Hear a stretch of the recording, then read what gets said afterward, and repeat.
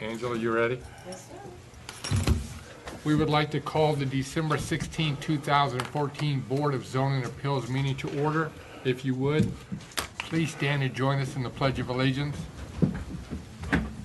Pledge allegiance to the flag of the United States of America and to the republic for which it stands, one nation, under God, indivisible, with liberty and justice for all.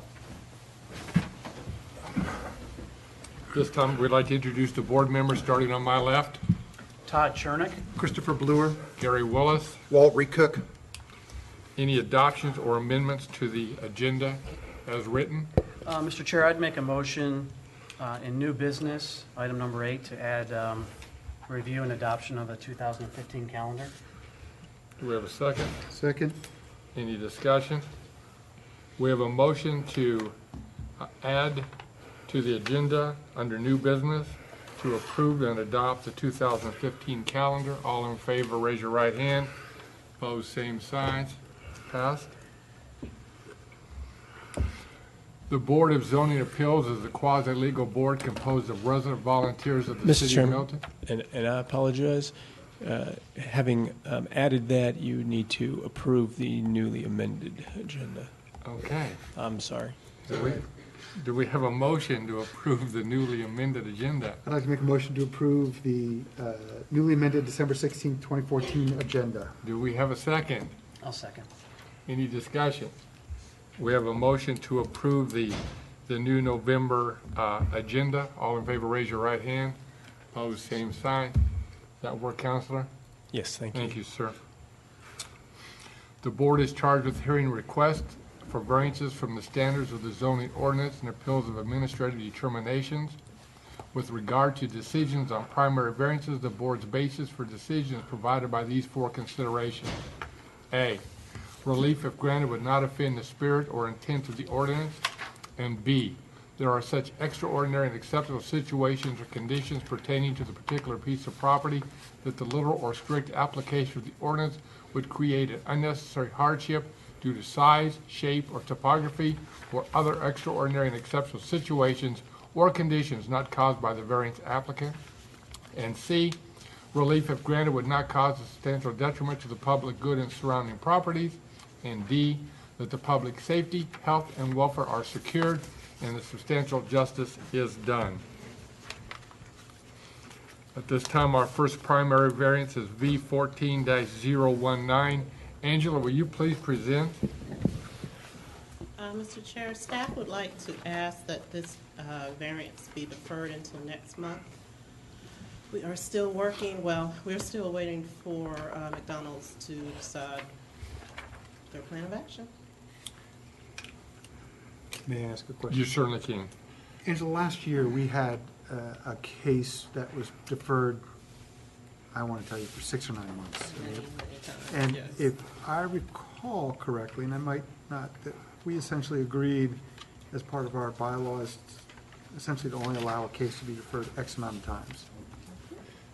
Have we hit that number? I don't think so. I'd have to look to see exactly what that number was, but I think this is number 2. This is number 3. Well, this would be number 3, yeah. I'd have to. I mean, do you believe that it's going to come in front of us next month, or 50-50, the ball's in their court 100%? No.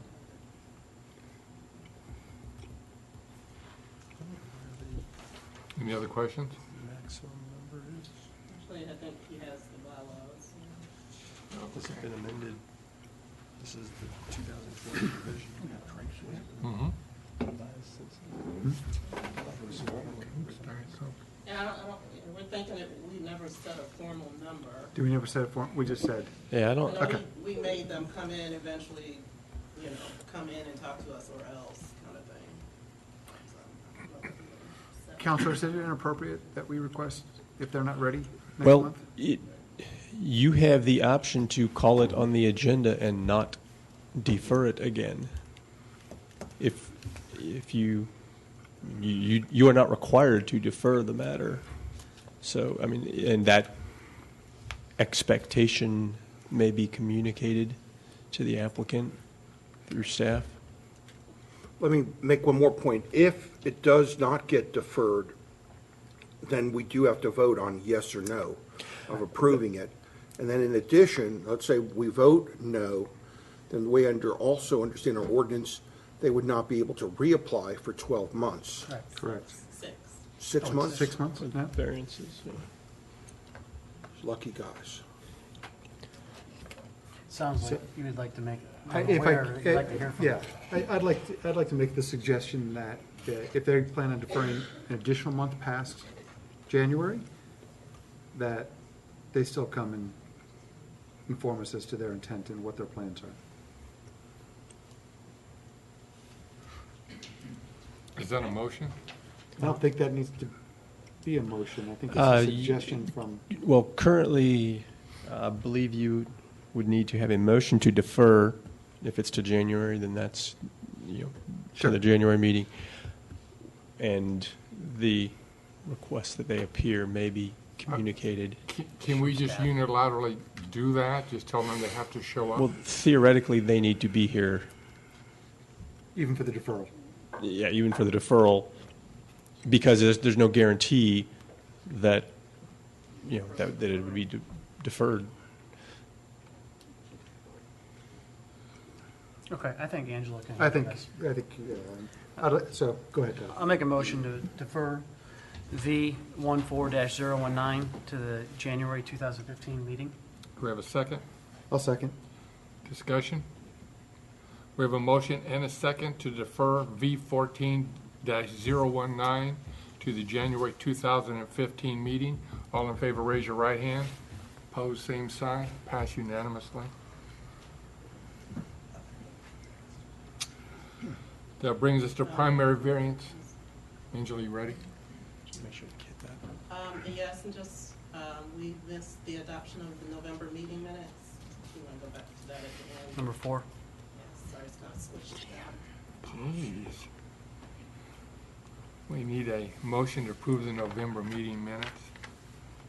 I'll make a motion for approval of the November minutes. Do we have a Second. second? Discussion? All in favor of approval of the November 2014 meeting minutes, raise your right hand.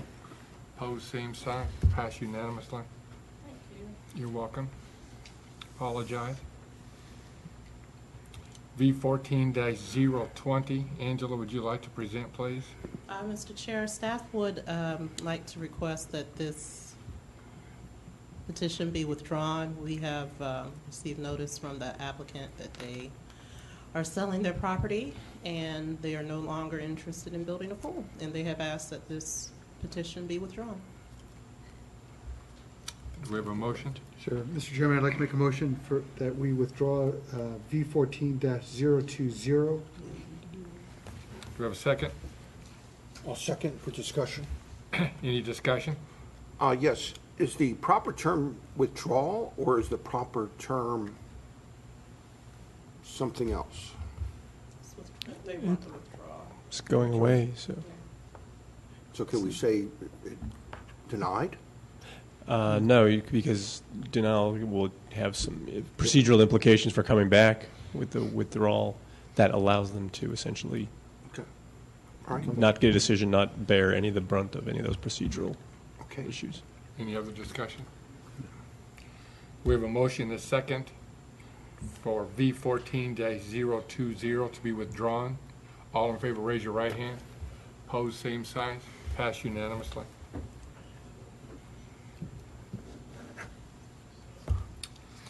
That brings us to primary variance V14-021. Angela, will you please present?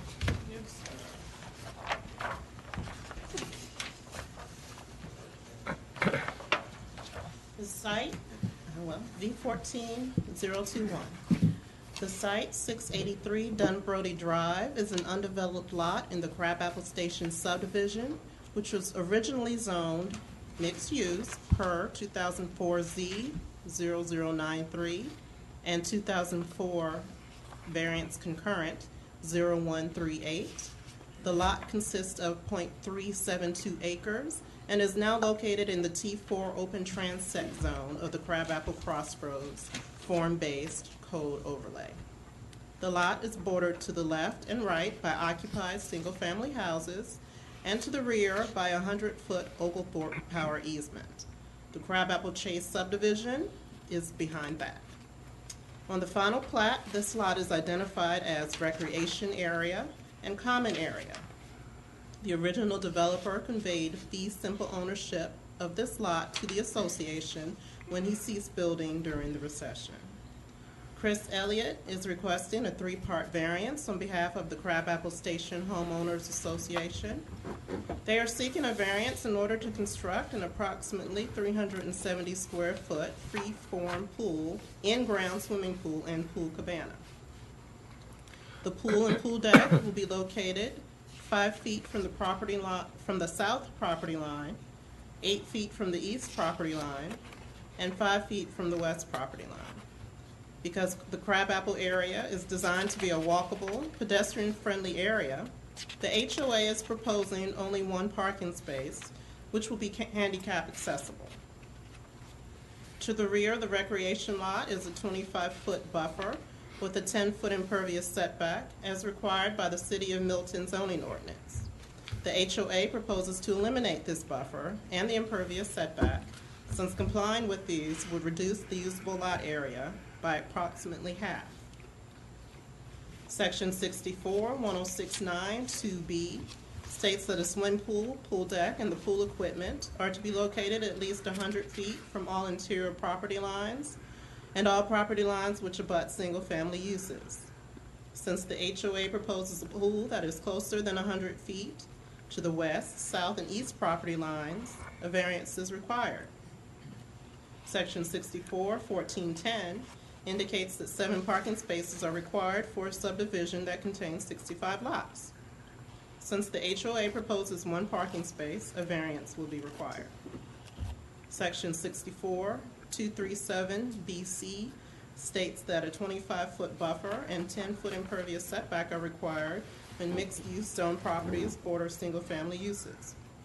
Since the HOA proposes to eliminate the portion of the buffer and improvement setback that fall on this lot, a variance is required. The design review met on November 4th, 2014, and offered the following comments. Parking and fire truck access is an issue to be resolved on a city level. The community as a whole should be in support of the request.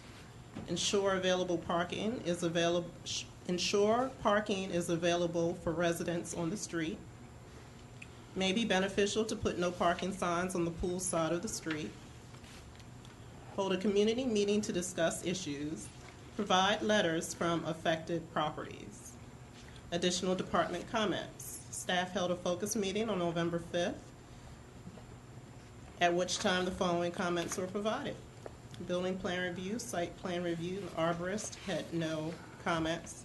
And the staff has also spoken with the DOT in reference to the proposed handicap space.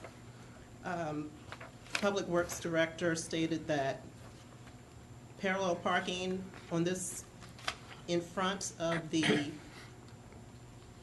proposed recreation lot is allowed, but if they did that 1 space or any spaces parallel, they would not be able to meet the requirements for handicap accessible spaces.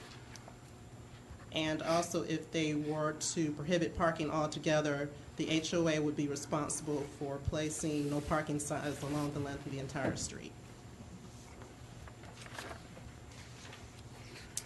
The standards for consideration were read earlier, and the applicant responds as follows.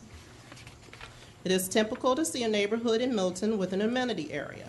This particular lot was reserved as such and platted accordingly. None of the homes in the subdivision are 100 feet from a property line. Relief from the 100-foot requirement would allow a pool to be built, which would be in keeping with the current environment, and the look and feel would be more compatible with surrounding properties. Therefore, relief, if granted, would not offend the spirit or intent of the ordinance. As evidenced by the conceptual plan, the .327 acre site is usable for its intended use, but because of its size, it can only be used if relief is granted from the 100-foot distance requirement and the buffer requirements. We have not caused this condition, and therefore there exists a hardship due to the size which is not self-imposed. To the contrary, this particular parcel has always been contemplated to be used as an amenity area containing a pool. And because of that, we believe a substantial detriment to the public and surrounding properties would result if the variance is not granted. The public safety, health, and welfare are secured if this lot is developed, as it was always intended to be a pool, and therefore substantial justice would be done if the variance is granted. Staff response. The intent of the Crabapple Crossroads overlay is to create a pedestrian-oriented live-work village. Small lots, sidewalks, street trees, rear-loading garages, and front porches all encourage a walkable, community-oriented neighborhood. The Crabapple Station subdivision consists of lots that range from 2,322 square feet to 21,820 square feet. All are less than half an acre. None of the houses are more than 10 feet from a side property line. The placement of the pool deck, etc., will be consistent with the other structures in the neighborhood. Residents will take advantage of the walkable nature of the neighborhood and for the most part will walk to the pool. These features will not offend the spirit or intent of the ordinance. The plat indicates that this lot was intended to be used as a recreation area. The required setbacks, buffer, and impervious setback all limit the area that can be used to develop a recreation area and create an unnecessary hardship not caused by the applicant. All potential property owners should have been aware of the planned recreation on the lot. The lot will be screened on 3 sides by evergreens to limit noise and provide screening. The recreation area should not cause a substantial detriment to the public good and surrounding properties. Granting this variance would provide substantial justice by allowing the HOA to build the recreation area which was always intended for this lot. Recommended conditions. Should the board choose to approve the application, staff recommends the following conditions. The HOA shall place no parking signs along the frontage of Dunbrody Drive. A 10-foot landscape strip shall be provided along all 3 sides of the recreation area, east, west, and south. This landscape strip shall be planted with a variety of evergreens to provide screening. The city arborist shall approve the landscape plan. Provide a bike rack. The recreation area shall not be illuminated at night other than the required safety and pool lighting. The city architect shall approve the design of the cabana. Staff recommendation. The staff recommends approval of the request to allow a pool deck, and pool equipment to be located less than 100 feet from the west, south, and east property lines. Staff recommends approval of the request to allow a subdivision recreation area to be constructed without the required parking. Staff recommends approval of the request to eliminate the 25-foot buffer and the 10-foot improvement setback along the rear property line. This concludes staff presentation. Thank you. But Counselor and Angela, before we ask questions, I just want to state again, as I did last month, that I'm a personal and professional friend of Mr. Richard Owens, who did the landscape plan that we have in front of us. I have no intention of recusing myself because I can be totally 100% honest with you, but I just wanted everybody here to know that I've known Richard for about 25 years, and we actually serve on a board together for the City of Alpharetta for businesses, so I just wanted that to be upfront and honest. Okay. So, any questions to staff? Yes, sir. Angela, I have a question regarding the conceptual design layout that was provided. Can you help us with the orientation of this? I have some handwritten coordinates of east, south, and west. I just want to make sure that they're accurate. If there's supposed to be no North parking, is then what the hell's that? the direction, north is the bottom. Okay. So basically, you're flip it upside down. There's parking. So north is the property line. So if you say no parking, that makes it a long. Okay, then to follow on that question, it's noted in the documents here that the request would be for, that the conceptual design would be within 8 foot of the property line to the east. I'm assuming that's referring to the pool deck. 5 foot to the south, again, is that from the pool deck to the property line? And 5 foot to the west is the one that was confusing me the most. They are showing, they are actually showing, that may have been revised since I wrote that. They are showing 15 feet from the east property line. Okay, And is that from the deck set? Is that from This the is deck? from the edge of the deck. Okay, They are showing 5 feet from the edge of the south property line, the back property line. okay, okay. And they are showing 10 feet from the edge of the deck for the west property line. okay. And staff is asking that a 10-foot landscape strip be added around the entire perimeter, so that will, they'll have to scoot that south property line up a little. That's the edge of the deck. They'll have to shrink the pool forward. deck in that area, okay. You know, they probably won't even have to shrink it, they'll just have to move it, well, maybe it's squat or maybe. Okay. They have plenty of room. Understand. Now, I also know in the requested variance, it's to eliminate, entirely eliminate the 25-foot buffer. Correct. But, and again, to get clarification, that's not the actual pool encroachment, that's the pool and pool deck encroachment. So eliminating would suggest that you would go all the way up to the property line, or have the ability to. Other than the 10-foot landscape strip, yes. Okay. All right, thank you for that clarification. And then the last question I had was regarding the offset on the street parking. Mhm. That was a discussion in last month's meeting. Is this conceptual or proposed as it's referred to in this drawing? They had proposed that one parking space that would be handicap accessible, but the Public Works Director has indicated that they would not be able to get the correct spacing in there for that to be handicap accessible.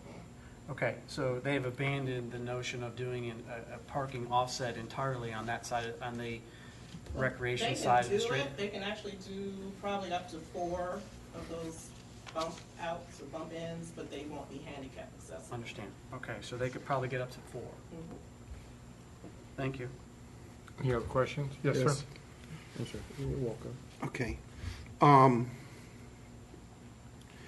You mentioned what the staff's recommending is that the HOA place no parking signs along the frontage of the, it says here recreation area, but what you said was along Dunbrody Drive. If they do no parking at all, if they, they would have to do it for the entire street. Okay. That portion of Dunbrody Drive. Well, see, that's where I have a concern, because right across the street is a little bump in for people to park. So I don't want to take that statement literally, because that would mean from end to end, there'd be no parking on that street. On that side of the street. Well, that's what I'm trying to understand, is what are we talking about? So, so either one side or the other is going to have parking, and, So you're saying no parking on the south side of Dunbrody Drive? Correct. Okay. At the side adjacent to the rec area. okay. And then that's the next point, is, I think just to say along the south side of Brody Drive, I think we need to limit it. If it's 50 feet or 70 feet, just to say along the whole south side, seems like you're impacting all those neighbors that, don't have anything to do with this.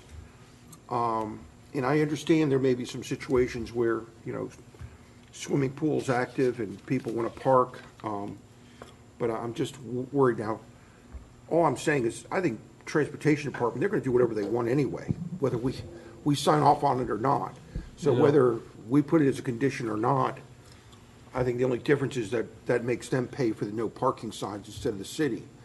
Well, the Public Works Director made the comment that if they're not going to do Well, from what I understand, they're not supposed to be parking on that side of the street anyway. And so if they're going to request no parking, I think that was the concern of some of the neighbors across the street. So if they're gonna request no parking, you can't just limit it to the, right in front of the rec area, because it'll just spread out. So Yeah, I if think you it do will no parking, anyway. you have to do it for that whole section. And that's what I'm trying to understand, is what is that whole section? Because that street's pretty long. It's not a short That street. block, I guess, I mean, it goes a long ways. And I guess what I want to do is, and I don't have, I guess I see it on the plan here, the overview.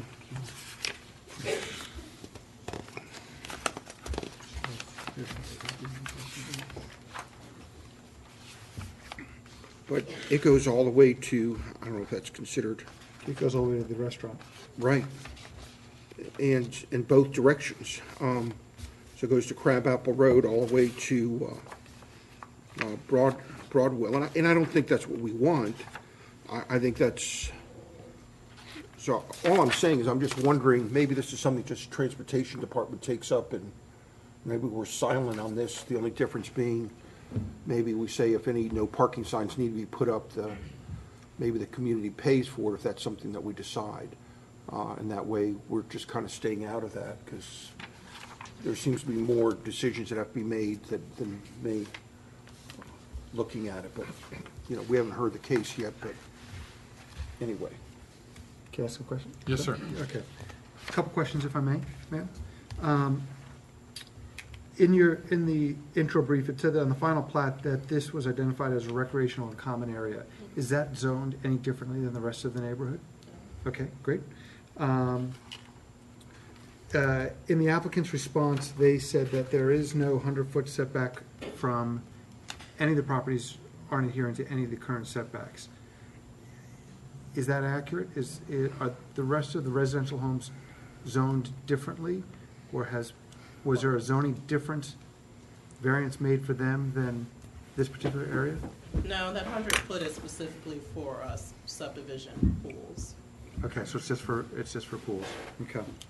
And I had, so in the staff response, it said all potential property owners should have been aware of the planned recreational area. Well, it's a due diligence thing. But we're, as staff, we're relying upon a third party that we're not associated with to inform them? Is that what we're saying? Okay, good. That's all I have. Yes, sir. Okay, one more question. You're also, the staff's recommendation is a condition to have a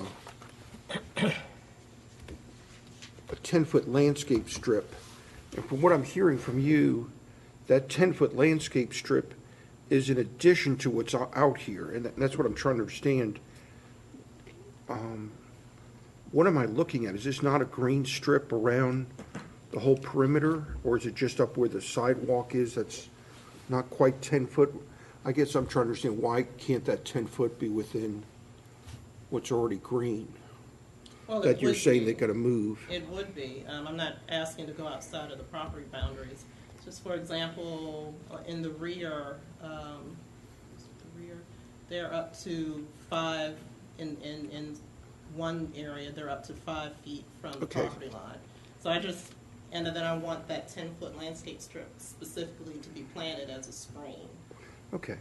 So it's basically, it's not everything that's gonna be moved over, it's just that one little sidewalk strip that goes from the pool That's the deck. main part. Okay.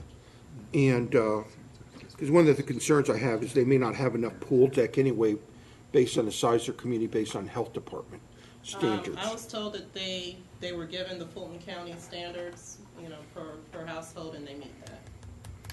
Okay. But if they invite other communities to join the pool, that opens it up. That's different. Okay. All right. How many homes live in this community? 65? 65? This is in Crabapple Station. Yes, ma'am. Any other questions to staff? I'm sorry, just one last Sure, one. absolutely. Is the community completely built out? Is there any vacant lots? There are. There are vacant lots? Approximately how many? 5, 10, 100? I don't think any more than 20. Okay. Thank you. In the bike rack that you're asking for, does it matter where they put it? I would hope it would be somewhere near the entrance.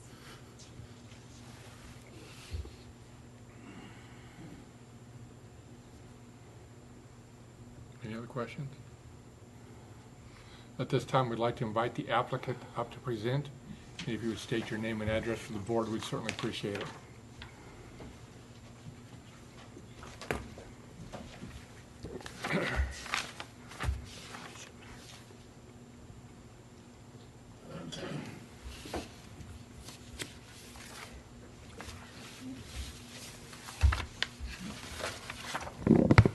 Hello, my name is Chris Elliott. I'm the Crabapple Station HOA treasurer. I live at 12572 Dunbrody Avenue, Milton, Georgia 30004. So Angela did a really good job of presenting. This is not our first time here, so I won't take you guys all the way back through everything that she presented. We do have full-size plans. If you think those would be helpful, I'm happy to present those. Yes?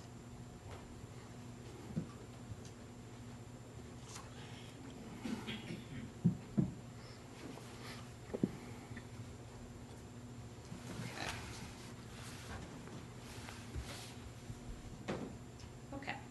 We do have 17 vacant lots in our community, to answer that question. You're welcome.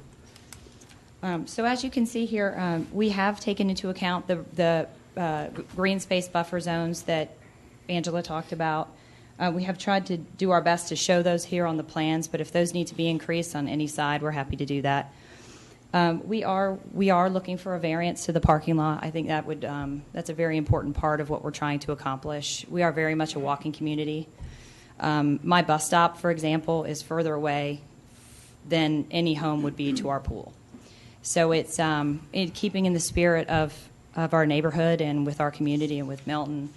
We're always seen walking to Vintage Pizza and to the neighboring restaurants, and it's just kind of part of the culture of our community. So that's something that's important to us. We are willing to agree to not allow any parking on that side of the street. I'm for that as well. I think it will be less attractive as well. To have that, we have shown here that a emergency personnel can pass through with parking on the resident side of the street while the pool is there and without those parking places. In our community, the street parking is actually not for residents. Our covenants state that our residents are to park in their garages and in their driveways. So we shouldn't have a lot of street parking anyway. So again, we'd like to keep with the culture of that in terms of the parking for our community. I was unaware that the ADA space that we created was not okay. So we're willing to further look into that and see what we could do to try to make that space ADA compliant. I am not aware of any handicap residents, but that's not to say that there won't be. And so we certainly want to make that something that's possible. We did place the ADA space in front of the walkway here without any slope in order to allow that was the whole point in it. So we want to make that right, and I'll find out what that would take. Are there any questions? Yes, sir. On your pool deck and pool, have you checked with Fulton County Health Department to see if your pool deck and pool is the proper size for the capacity? We have actually, to answer your question, Richard Owens worked with the Milton City Architect. We were given a huge booklet of Fulton County requirements, and we did take those into account when we developed the pool. And we are making the pool a much larger than it needs to be for our community because we haven't decided if we would invite Crabapple Crossing, which is across the pond from our community, also very much a walkable community, to join the pool with us as well. But we've designed a pool that could accommodate all 100 of those homes should we decide to invite that community. And second question, are you a mandatory HOA? We haven't decided. Our initial thoughts are that the pool would be optional for the current residents, and that at a certain point the pool would become mandatory for new homeowners. Again, it's pretty early on for us to say, but we think that would be. We need a 2/3 vote on our community to amend the covenants, And we think that would be the best way to get that 2/3 vote from our community. Yes, sir. May I? Yes, sir. Using your bus stop analogy, what would be the furthest distance a homeowner would have to walk to the pool from their home? I don't have it in exact steps. Ballpark is good enough. I would say one of the homeowners that's here today probably walks the furthest from any other homeowner to the bus stop. That homeowner walks further to the bus stop than the townhomes that are located. My guess is that the townhomes located right in front of Cans and 850 Pizza, if you've been over there, Yep. there's a Giggles paint store. Those two homeowners would be the furthest from the pool And from any approximately- other and approximately homeowner. how many feet is that? Gosh. Half a mile. It's probably less than 0.2 miles, Okay, But, perfect. yeah, I mean, 2 blocks. I have a, Nope, that's good. Okay. That's good enough. Super Last close. question I have for you, ma'am, if Okay. I can. Based on just Google Maps, and okay. we'll see if it's current, if I understand what documentation that we've been provided, it looks like that there are 2 homes on the kind of northwest and southeast side. Is that would abut the property? Yes, sir, right. Do you have letters of support from those homeowners? Yes, sir. In fact, they're both here Okay, to support the pool. Okay. And across the street? Across the street, we have 3 homes across the street. I think 3, you could argue the 4th home is across the street. And none of those 3 homeowners, I mean, I might be speaking out of school, are here in support of the pool. We heard from 1 or 2 of them last time. right. But the 2 that are on the same side of the street, they're here They're here, yes, sir. tonight, Adjacent to- someplace? 1, 2, thank you. Yes, sir. So, we heard last month, and I think continue to debate this discussion around parking. And I think you can make a case, or you have made a case, that this is a walkable community up until the point where you invite another neighborhood. Right. So that's what creates some difficulty for me in buying into Mhm. that argument. What have you decided, what has the board decided regarding, the last meeting we discussed the possibility of a bump out on the pool side of the street on Dunbrody for parking?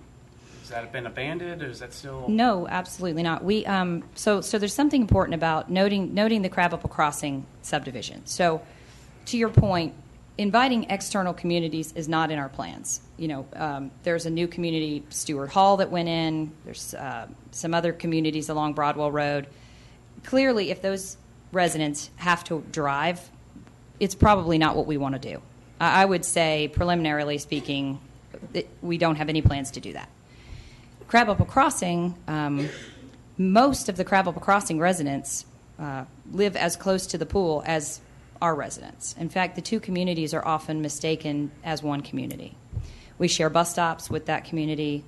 We share social events, caroling last weekend. We're very much, for all intents and purposes, a shared community. So we feel like those residents were originally sold that they would be invited to join the Crabapple Station pool. So that's the first thing. Because the developer and the builder never built this pool, because they did give it to the community, but they didn't actually put it in, there's a $125,000 burden on the community that most homeowners don't have, most communities don't have, because the builder builds the pool. So we actually have to build the pool. The homeowners have to pay an initiation fee and join the pool. It would be much easier for us to afford to do that with 100 homes. And if we can build a pool the size that we need to fit the 100 homes, the walkability of that doesn't concern me. Now, to your second, I'm sorry. I'm concerned with the neighbors across the street and trying to Use, mitigate their right. concern, Yeah. which was expressed. The second part of your question is whether or not we could bump out the way we've done here with the ADA space. We could certainly create 4 parking places along the street. We could do this along the entire length of the pool. That's if you would be willing to grant us 4 spaces instead of the 7 that would be required, that would be how we would do that. And I need Richard to tell me if I'm right about this, but I believe that removes some of the existing trees that we were trying to keep. So I think we would have to make some changes there. But that is something we can do. My guess is that if you put 4 parking places in, then when they get full, people are going to walk. I tend to think that most people will walk anyway, but I think if you put the spaces in, there will be those that will drive, and then there will be cars in front of the pool, which I'm not sure anybody wants. But again, it hasn't been abandoned. If the decision is made to require those 4 spaces, that's where we'll put them. Was there any money left in escrow from the original builder of the pool for you folks? No. 2 last questions, if I may. Yes. I just want to make sure I understand your 100 number. Is your 100 number 100 total homes participating in the pool, or is it 65 plus 17, so 65 current homes, 17 vacant lots, plus 100? It's 65. There are 65 lots in our community. And 17 of them are vacant. Okay, thank you. So 40 That's good clarity, I appreciate that. So you need additional, 43 of them are. you need additional essentially 40-ish, 35 to financially make this work. Honestly, we haven't looked into that, but But then where'd you get your 100? I'm sorry. the 100 is including the Crab Apple Crossing community of 42 or 3 odd homes. All right. The 2 communities together make 100, right, including the vacant lots. Okay. Last question, and then I'll stop talking. Staff's comment, all potential owners should have been aware of the planned recreation area. Well- That's a kind of they should have, but help Right, me well- understand how that communication would have occurred. Yeah, so there used to be, that's a good point. There used to be a giant sign on the lot. So if you want to hear all 12 homes represented here tonight, what you're going to hear is that most of the homeowners moved into this community, chose this community because it was a new home community in the best school systems, where we wanted to send our children to school, and it was going to have a pool. So there were, homes in Crab Apple Crossing, homes in various other neighborhoods that didn't have a pool, that people chose our community because it did have one. I guess, I don't know if I answered your question, but there used to be a sign on the lot. Right. The folder that we were given when we closed, most of us, it has a picture of the community and a pea-sized pool on the plans. It is very possible that there are new homeowners in the community that have bought a resale that wouldn't have known. Sure. Absolutely. That's absolutely a fact. It would probably, I would wonder what that lot was doing there, but it's, Fair point. Thank you. there's no sign there now. Yes, sir. So, as a board member, you're here not just to represent this plan, but hopefully you're here to represent your entire community. Have you guys had a homeowners meeting to gather feedback regarding this plan?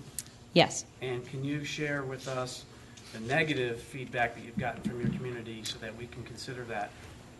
Yeah, and so the negative feedback, to be honest, is primarily arising from 1 or 2 homeowners directly across the street from the pool who feel as if they didn't know that would be a pool when they bought their home.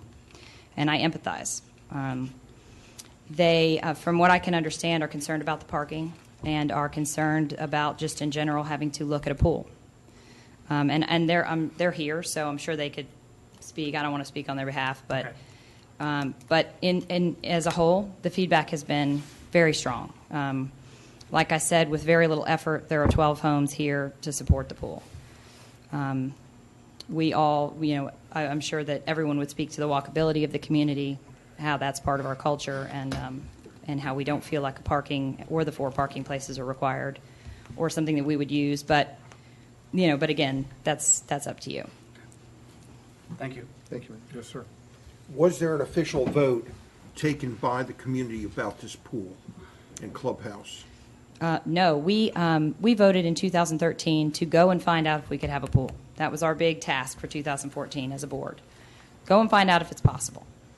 So it's preliminary at this point to have had a vote. We're here to see if it's possible. And what was that vote, do you recall?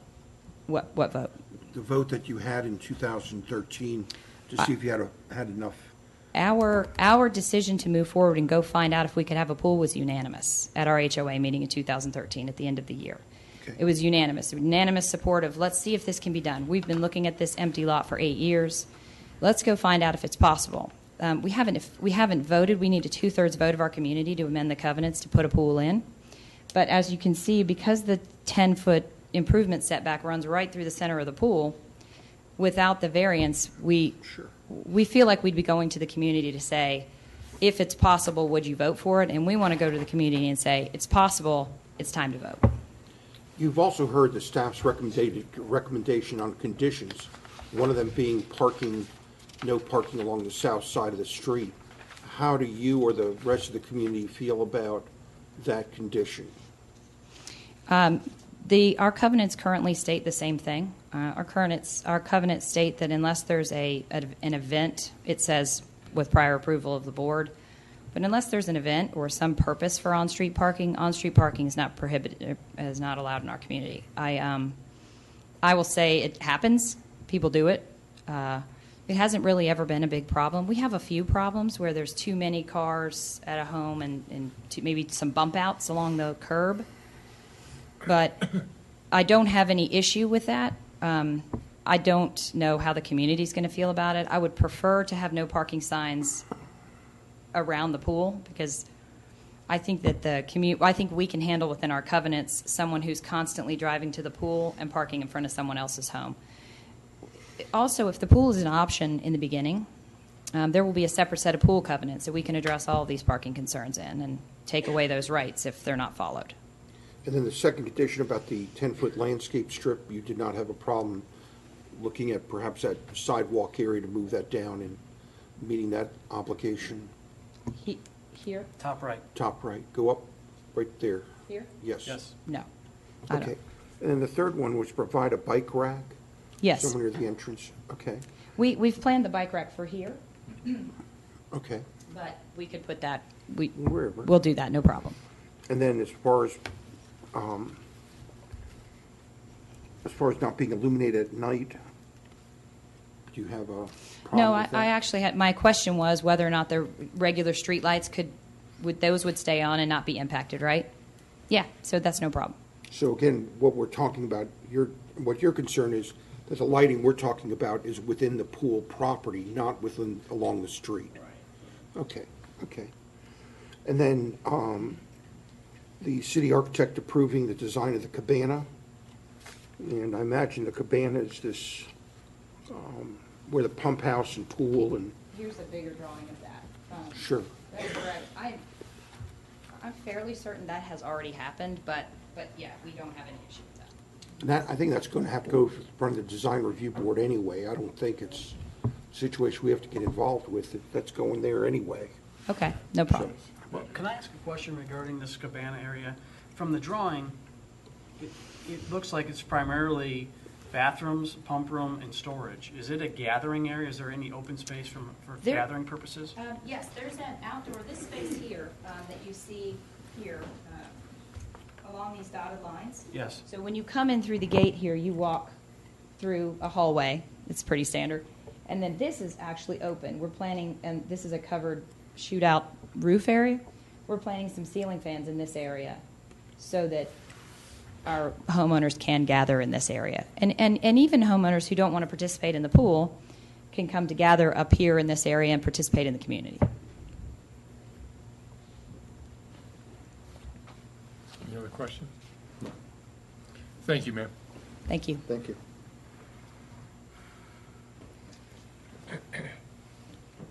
At this time, we'd like to open the floor for public comment.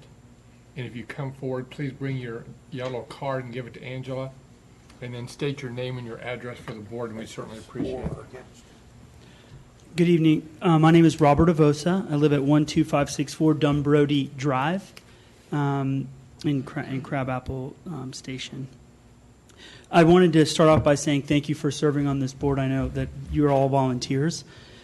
This evening, although I'm the school superintendent for Fulton County, The position that I'll share with you is one of a private resident and not that reflective of the board that I serve.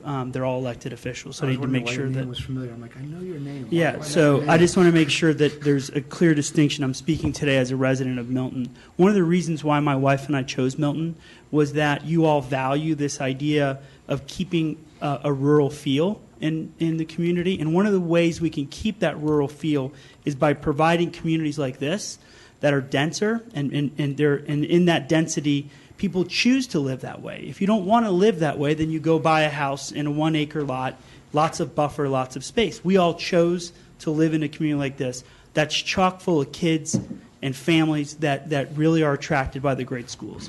And so our kids walk to schools.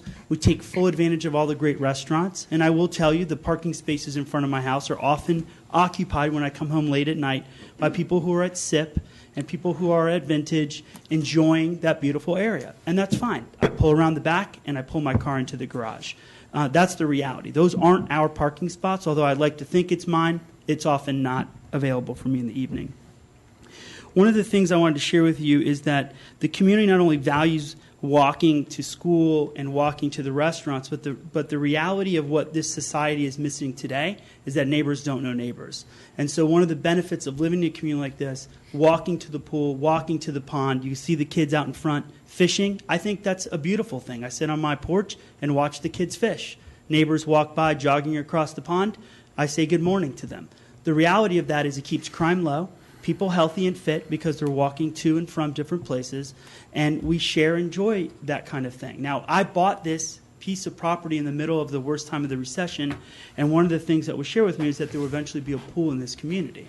And so that was promised to me. I've been waiting, and my 2 children have been anticipating the opportunity to enjoy this pool for the last 2.5 years.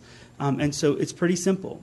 We were provided this lot. The community has supported that. We live in a democracy. That doesn't mean everybody gets their way. That means everybody gets an opportunity to share their thoughts and opinions, and then you make the best decisions possible. The only fear I have is when decisions like this are made and they're difficult for communities like ours, which are very planned, that is, you're going to find it more and more difficult for other developers to come in and say, Milton wants to keep a rural feel, on one hand, and on the other hand, they're going to make it very difficult to build communities that are densely populated to have the amenities that we'd like. We want a pool. We knew if I wanted pool and tennis and golf, I would have moved to White Columns. I didn't want that. And so tonight, the decision you make is an important one, and understanding that each of us have our own opinion, some in support, some not. But at the end of the day, we were told we would have a pool. Many of us bought there because of that pool. And I would hope that you make the right decision and support the community, the majority of the community. Thank you. Thank you. Any other public comment? Yes, sir. State your name and address for the board, please. Yes, my name is Christos Nicolaou. I live right next to the proposed pool, and I want you to know that in 2012, when we bought our house based on the plans that the builder had, showing that there will be a pool on that lot. Can you show us where your house is on that plans? Right here, right next. Okay. And, ma'am, Yes. sir, was your house new when you bought it, or was it a resale? It was built new. New, and the Yes. builder informed you of the pool, Yes, on the Okay. plans that he showed us, there was a pool on the plan. and this was 2012, Right, and we chose that house because of that. because of that. Okay, thank you, sir. Thank you. Any other public comment? Yes, sir. And if you would state your name and address for the board, we'd certainly appreciate it, sir. My name is Roy Crable, and I'm 535 Sherman Oaks Way in Alpharetta. I live in Crabapple Chase, so that's right behind the pool. And the reason I'm here is that this pool is going to be 5 feet from my backyard. We had always known there was going to be a pool there or something, and I had been checking that for the last 5 or 6 years. They always told me that it's probably too small, we probably can't put a pool there. The last 3 or 4 years, I've been told that they're going to put a park there. Then I've always been told that if they put a pool there, I'd have some kind of a buffer. So what I did is I put a fence up, I planted 42 bushes, okay? but they're bushes that can only go 6 feet high because of the power lines up there. So the power lines wouldn't let me put lelands or anything like that up. Also, the power lines made me open my deck so that they could get through if they had to. Then when this thing started in the back, the power lines went around the back, and they've got 15 or 20 feet all cleared. I don't know if you've seen that. And the last time I was back there, they need that 20 feet to get by in case of an emergency. And now all of a sudden, with the deck and the small bushes and everything, a pool's going to be 5 feet. I just think it's wrong. I don't want to deny a community that pool. That's the last thing in the world I want to do. We have a pool in Crabapple Chase. It's 200 feet from any house. There's a lot of noise there at night, a lot of kids playing at night and so forth, but it's 200 feet away. We're 5 feet. I mean, I can understand if it was 50 feet or 75, but not 5 feet. And then to say 10 feet and then 25 feet, you're not going to be able to do it. You're not going to have the room for the pool. The pool's going to have to come right up, right to that deck. We had a situation when we moved in 18 years ago. We planted an oak tree that my parents gave us. And the oak tree grew for 18 years. And one day, Georgia Power came by looking at trees. And they wanted to see if that tree was too close to their power line. So they measured from the middle, okay? And it came over, and believe it or not, it was 4 inches too close.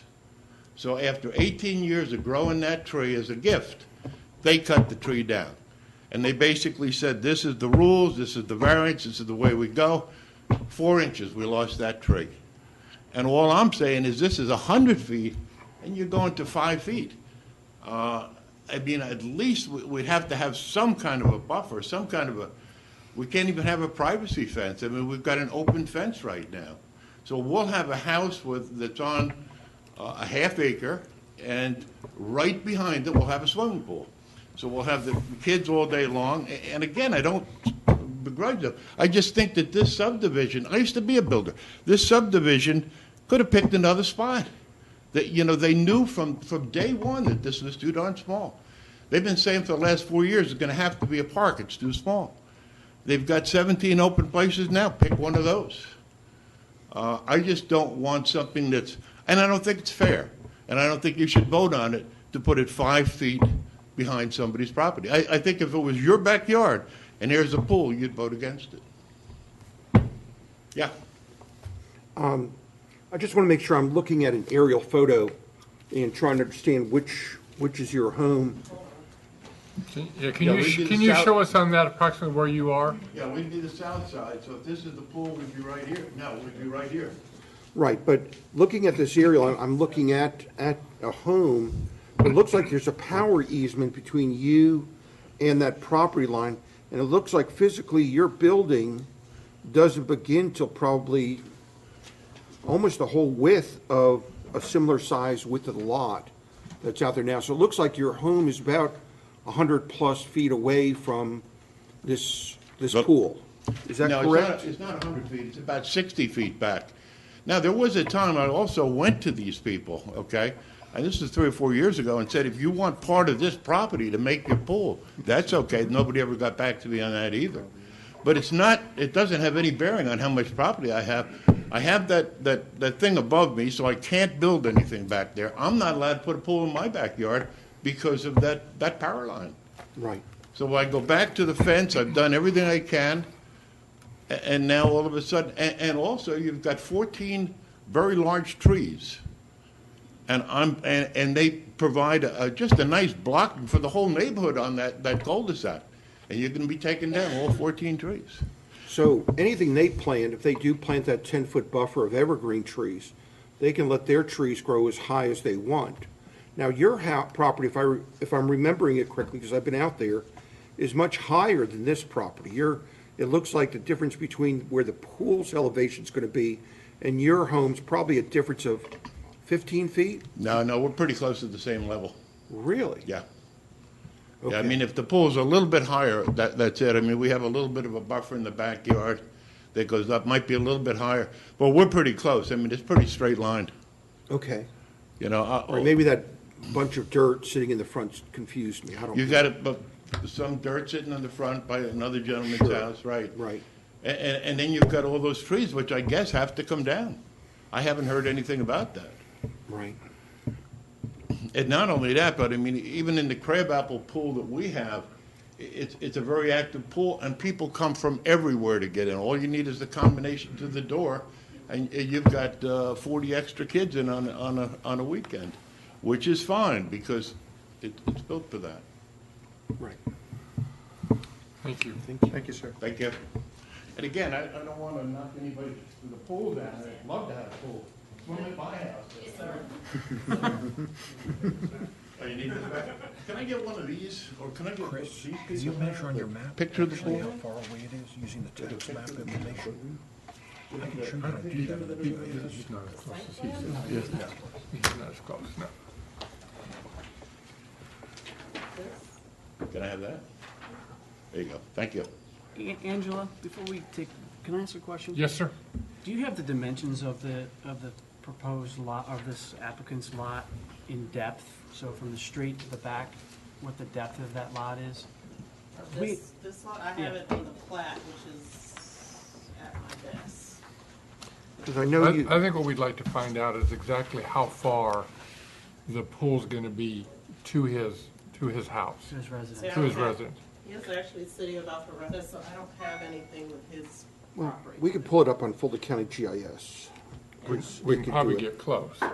We'll get it exact. You gonna, I can do I'll that do on it, the, I'll do it, I got it.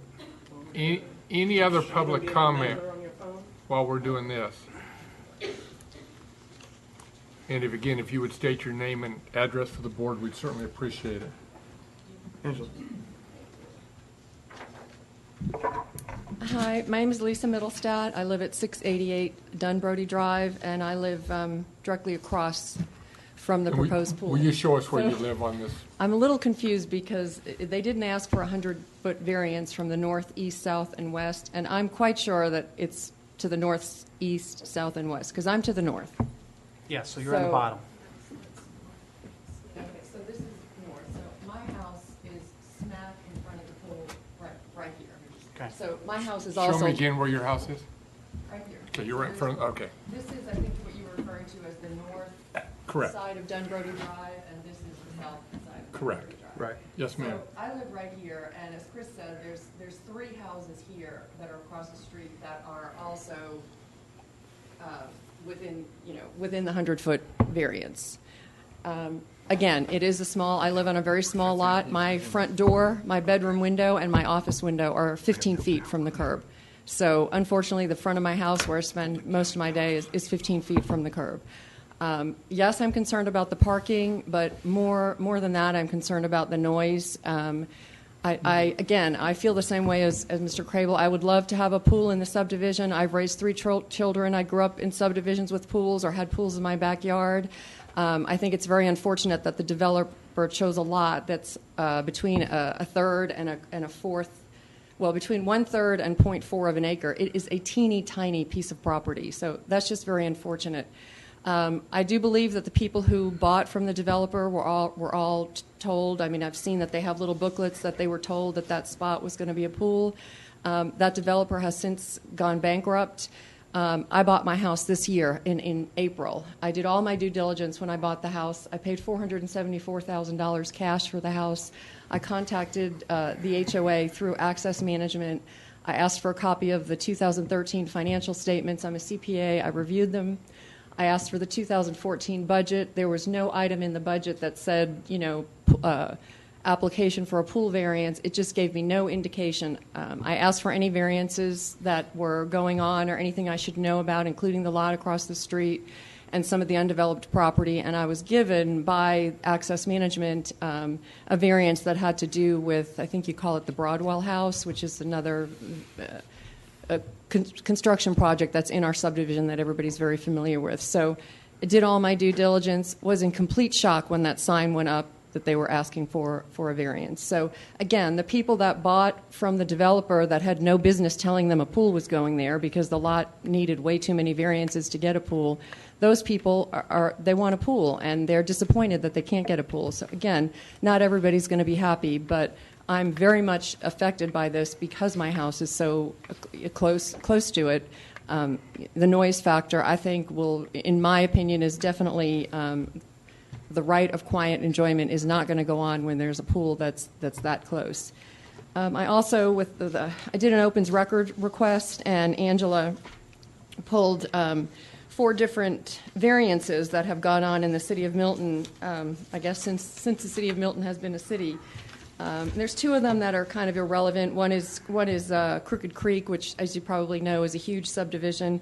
They were asking for a parking from 110 spaces to 99. So again, not really apples to apples. There's another one, Vickery Crest, that is a 4.9 acre amenity center. It already has a 15-space parking lot. The staff, I found this to be interesting. The staff comment said, relief, if granted, would not cause a detriment to the public as they are well over 100 feet from any property outside the subdivision. Now, I'm within the subdivision, but the gentleman who just spoke is not in the subdivision. So he has no interest and no benefit in the pool, yet it's going to be less than 100 feet from his home. The 2 smallest pieces of property, one is Brayburn, which is right across the street, beautiful community across the street. That piece of property is 1.5 acres, so it's considerably larger than the 1/3 of an acre piece of property that we are proposing to put a pool on.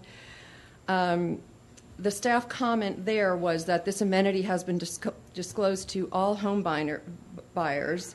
There was no parking variance requested. They have 10 parking spots and 1 handicap spots, and there's quite a bit of landscaping, and there's woods all behind the house.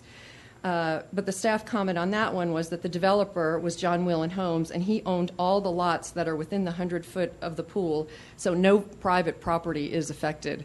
Again, we don't have that here. We have houses to the north, to the east, to the south, and the west, and we need a variance for parking, and we have high-tension wires in the back, which is causing another variance to be requested. The smallest piece of property, which is V12004, that's the Highlands of Echelon Rec Center, and that is the smallest piece of property that they've put a pool on that requested a 100-foot variance. That is 0.1002 of an acre lot, still 3 times as big as the lot we're trying to put a pool on here. And that particular pool and pool house was 70 feet, 34 feet, and 65 feet. So they gave them a variance because 75, at least it's 75% of the variance. For them to give a variance here at 5 foot and 10 feet, and I forget what the other one was, maybe 5 feet, and it doesn't say what it is here. But it's just, the variance request is extreme, and I think it's quite frankly irresponsible to put a pool on a piece of property that small. We had an issue just a couple of weeks ago with the neighborhood police being called because there was cars on both sides of the street and you couldn't get through. So great. I would love to see us all walking. I walk everywhere. Moms with small children and lots of pool stuff, it might be impractical for them to walk. Yes, they can walk to go get pizza, but it's tough for them to walk with swimmies and floaties and all that kind of stuff. It's just unfortunate. Again, I feel for the people who really want a pool, and I feel for the people who are directly around the pool, particularly the gentleman in the back that's not even part of the subdivision. So, Thank you. yes, sir. I just want to be clear, so at no time were you aware that this was ever going to be a pool or a recreation area? No, actually, And when did you buy this? It's called a leisure lot. In fact, I went on the website when I first found out about. I went on the website when I bought my home. I went on the website a couple of weeks ago after the homeowners meeting. This is the Crabapple Station website, and I went on it yesterday, and it says leisure lot. Now their booklets that they have may say leisure lot, but there's a legitimate picture of a pool. I've seen it. Chris showed it to me. So there are many people who did know about it, but Sure. I did all of my due diligence when I bought the house, and even to this day, the Crabapple website says leisure lot. Now, it could be, I'm sorry? Go ahead, I'm sorry, I didn't mean to interrupt. I apologize, please continue. So when I asked the people who I bought the house from, are there any, they directed me to Access Management, who is the managing company, and they told me nothing about it. We specifically asked about it, and the only variance request they gave me was the Broadwell house. So, And if I may ask, ma'am, did you buy your house new or was it a resale? no, it's a resale. It is. Okay. I think the people had been in the home for 2 years. That's fine. That's great. Thank you. Thank you very much. Any other public comment? Please come forward. And again, if you would state your name and address for the board, we would certainly appreciate it. Thank you. Hi, Joshua Dick, 665 Dunbrody Drive. I'm about 3 houses down from the proposed lot. I don't know what I can say that hasn't already been said by Chris, but just a couple of things I'd like to state for the record. We moved here from out of state, and one of the things that we really wanted was, the sense of community that we have in Crabapple Station, what we saw specifically in Crabapple, the schools, the walkability. We loved all of it. Part of what was pitched to us was, in fact, a pool by our builder who's most certainly not bankrupt. In fact, Acadia Homes is building homes on Wills Road and all throughout Milton and the North Fulton area right now. So, second of all, Mr. Voss is right. It is almost exactly 0.2 miles from the furthest lot to where the pool would be. And lastly, I think that what's interesting to me about anyone that's objecting to the pool that may be on the opposite side of the street is that they share a common area as a backyard. Their entire backyard across from the pool is actually a park area. On any given day, there are dozens of kids that are out back playing football, and we have the annual Easter egg hunt there and all of these things. So it'd be hard for me to imagine that not being disruptive, and a pool that is much smaller across the street being disruptive. Thank you. Did you buy new or resale? I did buy new. I think most of the people that bought new in the neighborhood Thank you. Thank you. would have been pitched a similar thing with the pool. Okay. Thank Thanks. you. Thank you. Any other public comment? Yes, sir. And again, if you'd please state your name and address for the board, we'd certainly appreciate it. Sure. Hi, my name is Hansel Johnson. I live at 683 Arklow Drive. We've been at this address 2 years, but we've actually been in the area for 14 years. I actually lived 12 years in Crabapple Chase at 275 Crabapple Chase Court. I had 3 kids, and we very much enjoyed the pool at Crabapple Chase.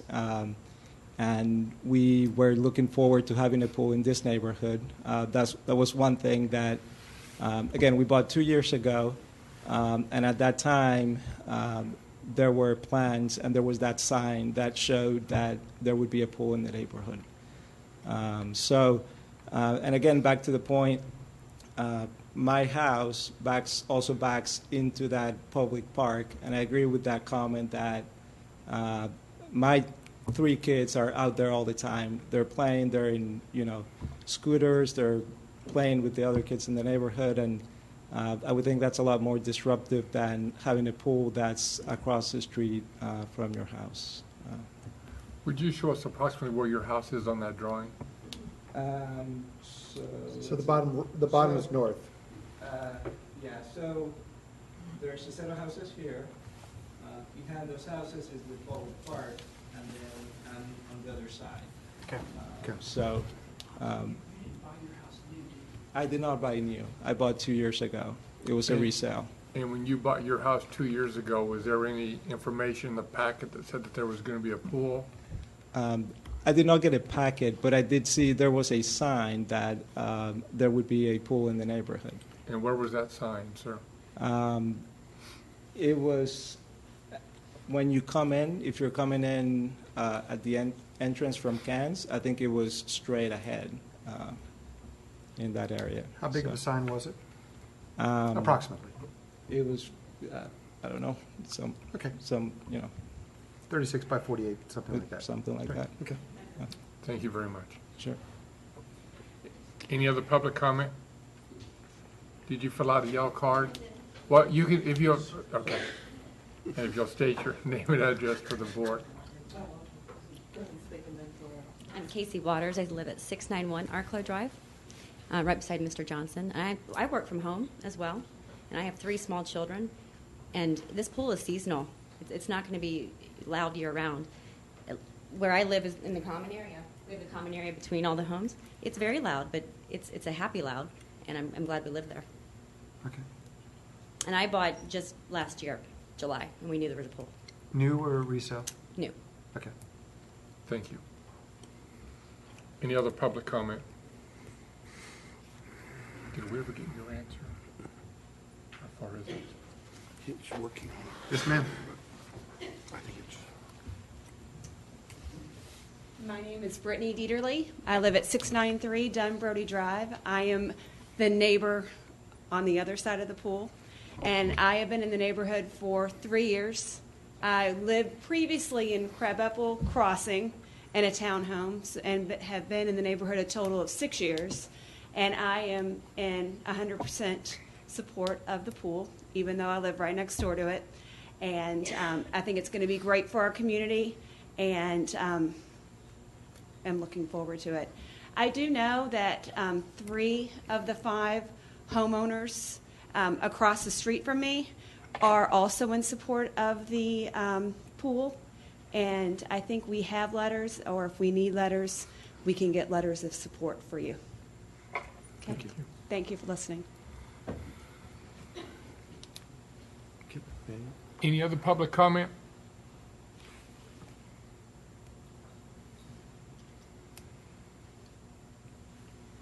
Did we ever find the distance? Okay.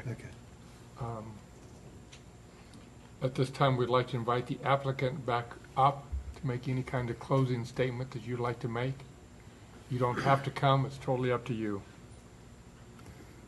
Oh, it's up to me? Yes, ma'am? Yeah, I would just say that there are 4 or 5 more homeowners who are maybe a little more shy, who are on the left side of the room there, that have also come here tonight to show support of the pool. Of the 5 homes, I don't know if we did a good job of outlining this, but of the 5 homes around the pool, 2 on each side and 3 across the street, 3 of the 5 homeowners are in support, have either written a letter or here tonight to support the pool. Any other questions? Okay. I don't believe so. Thank you. Thank you. Any questions to staff from the board? Yes. Anna, do we have any of the letters that they referenced? Mr. Chair. Yes, sir. In light, Angela, my questions were around the parking and specifically the plans, the conceptual plan here referenced ADA spot, which now we understand as oriented parallel would not be compliant. Did you receive any comments about the feasibility of making an ADA spot compliant in that area? I guess would it just encroach further into the property, front lawn? Yeah, I don't know what it will take to make it compliant. He just said it wouldn't work there. And they could go in 90 degrees. I was going to say, can you do like an angle spot? Okay.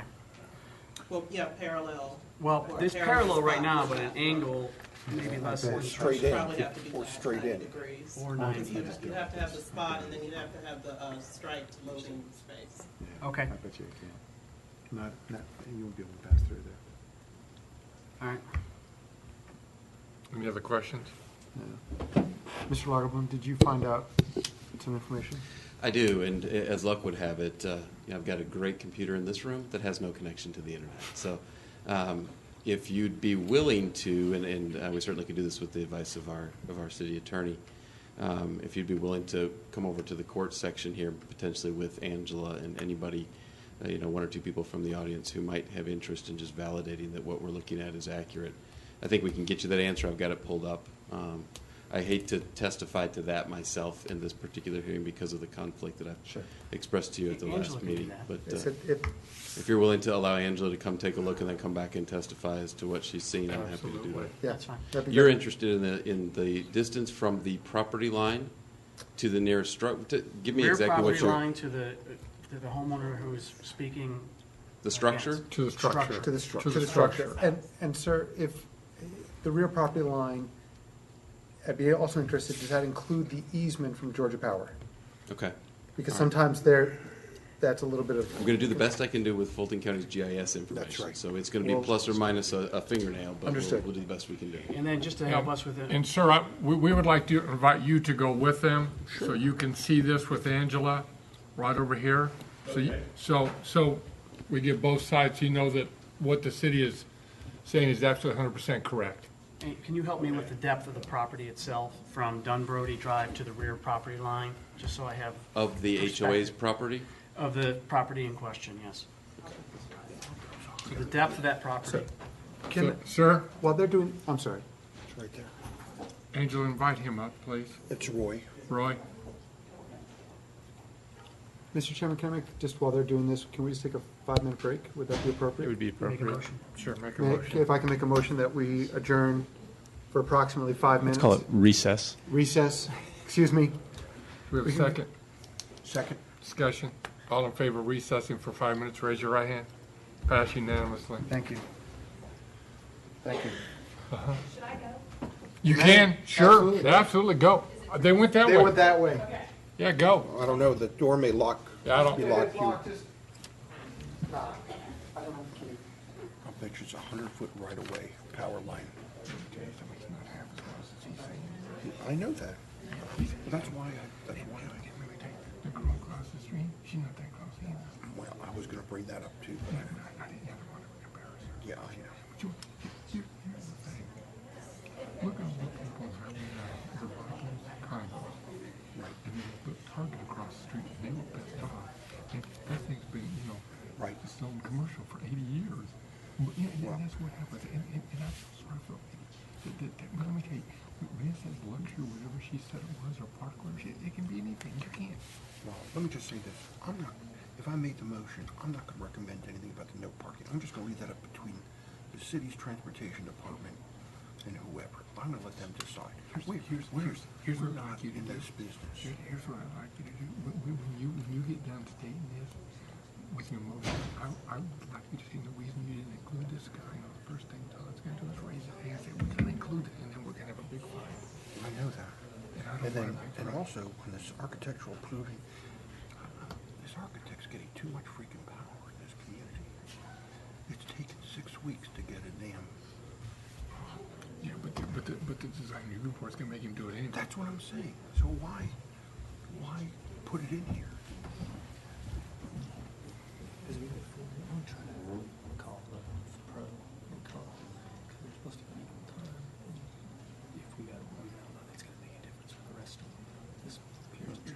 Well, I don't think there's any more con here. Yeah, I know. This one, I think, we've closed, but. We have not. We have not. Right, but maybe. You didn't, We haven't closed it yet. Maybe nobody else after came, because you this. gave the applicant the opportunity to rebut, so Yeah. I assume nobody else is coming Yeah, down. yeah. Right, but why don't you ask the other person on the other side if they want to rebut? They don't get it. Our procedure doesn't I know say that. But, I mean, you can ask questions of them if anything, the process gives you the right to then ask questions.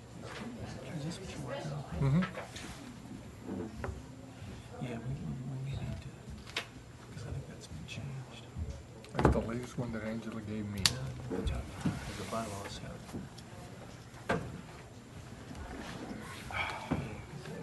You go, applicant and pro get 10 minutes, opposed get 10 minutes, applicant gets rebuttal. You guys ask questions, so it's Pretty close. just so that we, Kevin Hart. con get the applicant the same amount of time as the pros. I just feel real uncomfortable addressing parking issues in this kind of here. Where'd you go? Sorry? Where'd you go? To talk to my child. Did he get home? You're taking breaks to do personal stuff. I believe it's allowed. No, it's not allowed. Well, did he get home? Which one? Well, I don't know. There's one that I know you're real concerned about getting home every night. One got home the other night at approximately 12 o'clock Oh, my goodness. with a speeding ticket from the city of Milton in his hand. Did you get out of it? Huh? Did I get out of it? He's going to pay that speeding ticket and go to traffic school is what he's going to do. You didn't get him out of it? Nor did I attempt to get him out of it. That's a bad attitude. I You get know, my kids out of everything. As a father, I am going to let him learn that he should not do 57 in a 40 mile an hour. Yeah, that was my daughter. She got a ticket not too long ago. I said, she goes, You know, and "Oh, he, in all honesty, I'm glad he got it, because he's just turned 18, 2 years driving, getting more confident, cocky. Oh, a little slap, I'm okay with. I think I'm gonna go to the restroom. What's the number? Huh? 1524. Permit or license? Okay.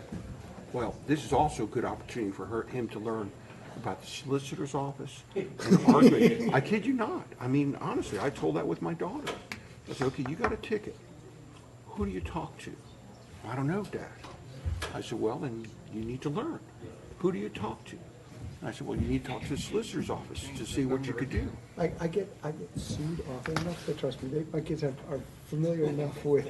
Well, but I let her handle it. I said, you're They've going been to to talk. courthouses with me. Well, good for you. That's good. That's good experience. I get to file for dispossessory fairly frequently, so. I made my daughter pay for all hers. Right. It is just. Ready for Christmas. I'm in trouble, buddy. This is first day of Hanukkah. I go to DeKalb all the time. Yeah, I used to. I Wife's sold those Jewish. properties now.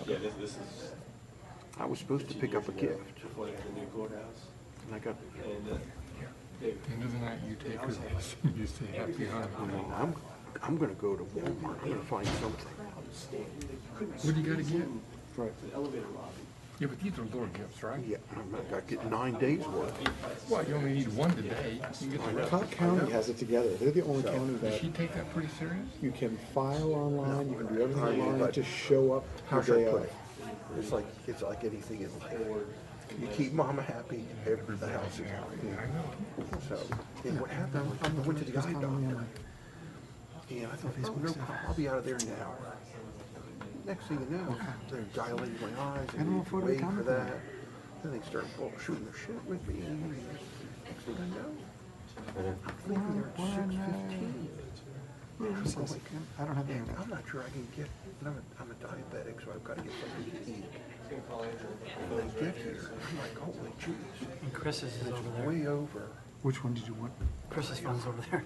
Todd, On the other which one side did you want? You want Which this one? one? Your side of 400. You want sorry, So, you want the guy You think saying that- you Robert think or that's something? I know that, man. I remember Robert Wilson.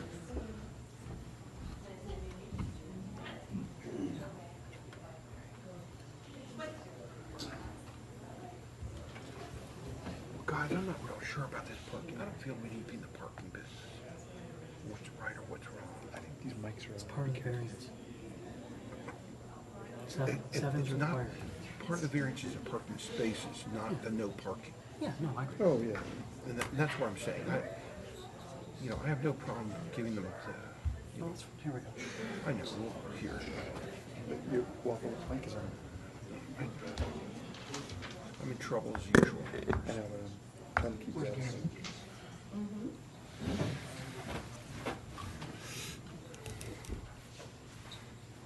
We got the answers. Okay. We just don't have a quorum. He had to go to the bathroom. We've got to wait, so just. Until the breaks were not allowed.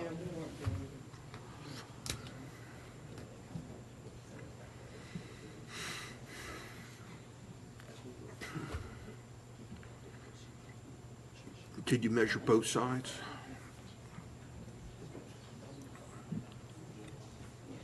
Across the other street as well, in the subdivision? No, we'll wait till the chair comes back and we'll tell you what measurements we put spaces on. Sure. Requested. You all ready for Christmas? Christmas? No.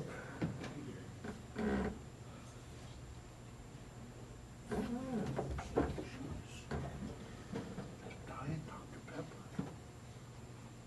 Pepper. Chris, do you know how many people you came, had total change topic, how many people came on Saturday? Do you have a rough head count? No, I don't have the number, but we bought food for 150 and we had to go back to Publix 4 times to get more food. So you have had 300 people? At least. Somebody That's wanna awesome. Make a motion to reopen this since you did the thing. We had to wait for the chair to arrive before we were able to do that. We can do it now. Mr. Chairman, can we make a motion to re-adjourn? You don't need to. You can Okay. come back into session. Just announce that the Okay. recess is over. Recess is over, back in session. And Mr. Chair, I'll go ahead and let you know, I'm going to be providing some information in this particular case, and before I do that, I want to disclose that, in fact, I do live at 680 Dunbrody Drive. I haven't offered a public comment tonight, and I'm not going to offer one personally. I'll go ahead and put on my city hat and respond to some of the questions that you have in that capacity. We were able to do the measurements that the board requested, and I can tell you from the rear property line to the closest structure, which was the house for the gentleman that joined us, 92 feet. I can also tell you that the average depth of the subject site, which we measured as close as we could based visually upon the GIS system, was right at 111 feet, front to back.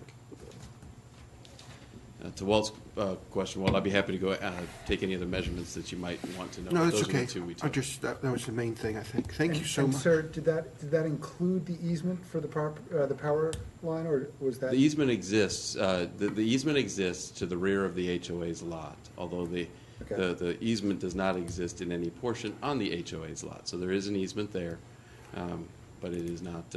It's part of the HOA's lot, not part of the. It is not part of the HOA's lot. Oh, it's not? Correct. Okay. There's no part of the easement that encroaches upon the HOA's lot. Okay.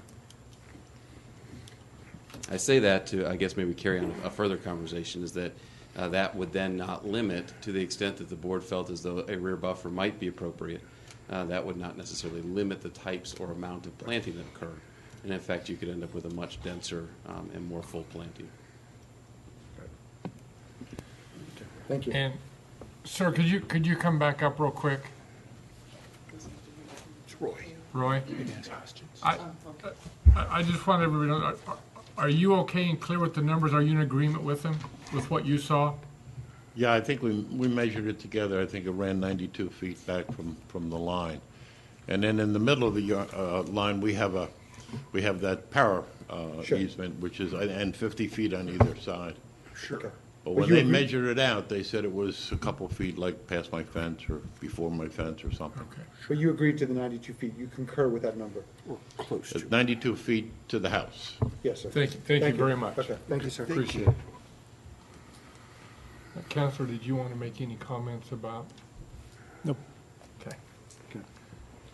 Any other questions to the staff before we close the public hearing? At this time, I'd like to close the public hearing, and the floor is open for a motion. Yes, sir? I'd like to make a motion for approval of the requested variance on V14-012. 021. Sorry. That's why I went to the eye doctor. To allow a subdivision pool deck, and pool equipment to be closer than 100 feet from the west, south, east, and I'm just going to say in north property line. Number 2, to allow a subdivision recreation area to be constructed without the required parking. Number 3, to eliminate the 25-foot buffer and 10-foot impervious improvement setback along the rear property line, with the following conditions. 1, that a 10-foot landscape strip shall be provided along all 3 sides of the recreation area, east, west, and south. The landscape strip shall be planted with a variety of evergreens, and to provide screening, the city arborist shall approve the landscape plan. Number 2, provide a bike rack in front of the entrance. Number 3, that the recreation area shall not be illuminated at night other than required safety and pool lighting. And those are the conditions. Why I didn't read the one about the no parking, I just don't feel like we need to. Let's get a motion. Okay.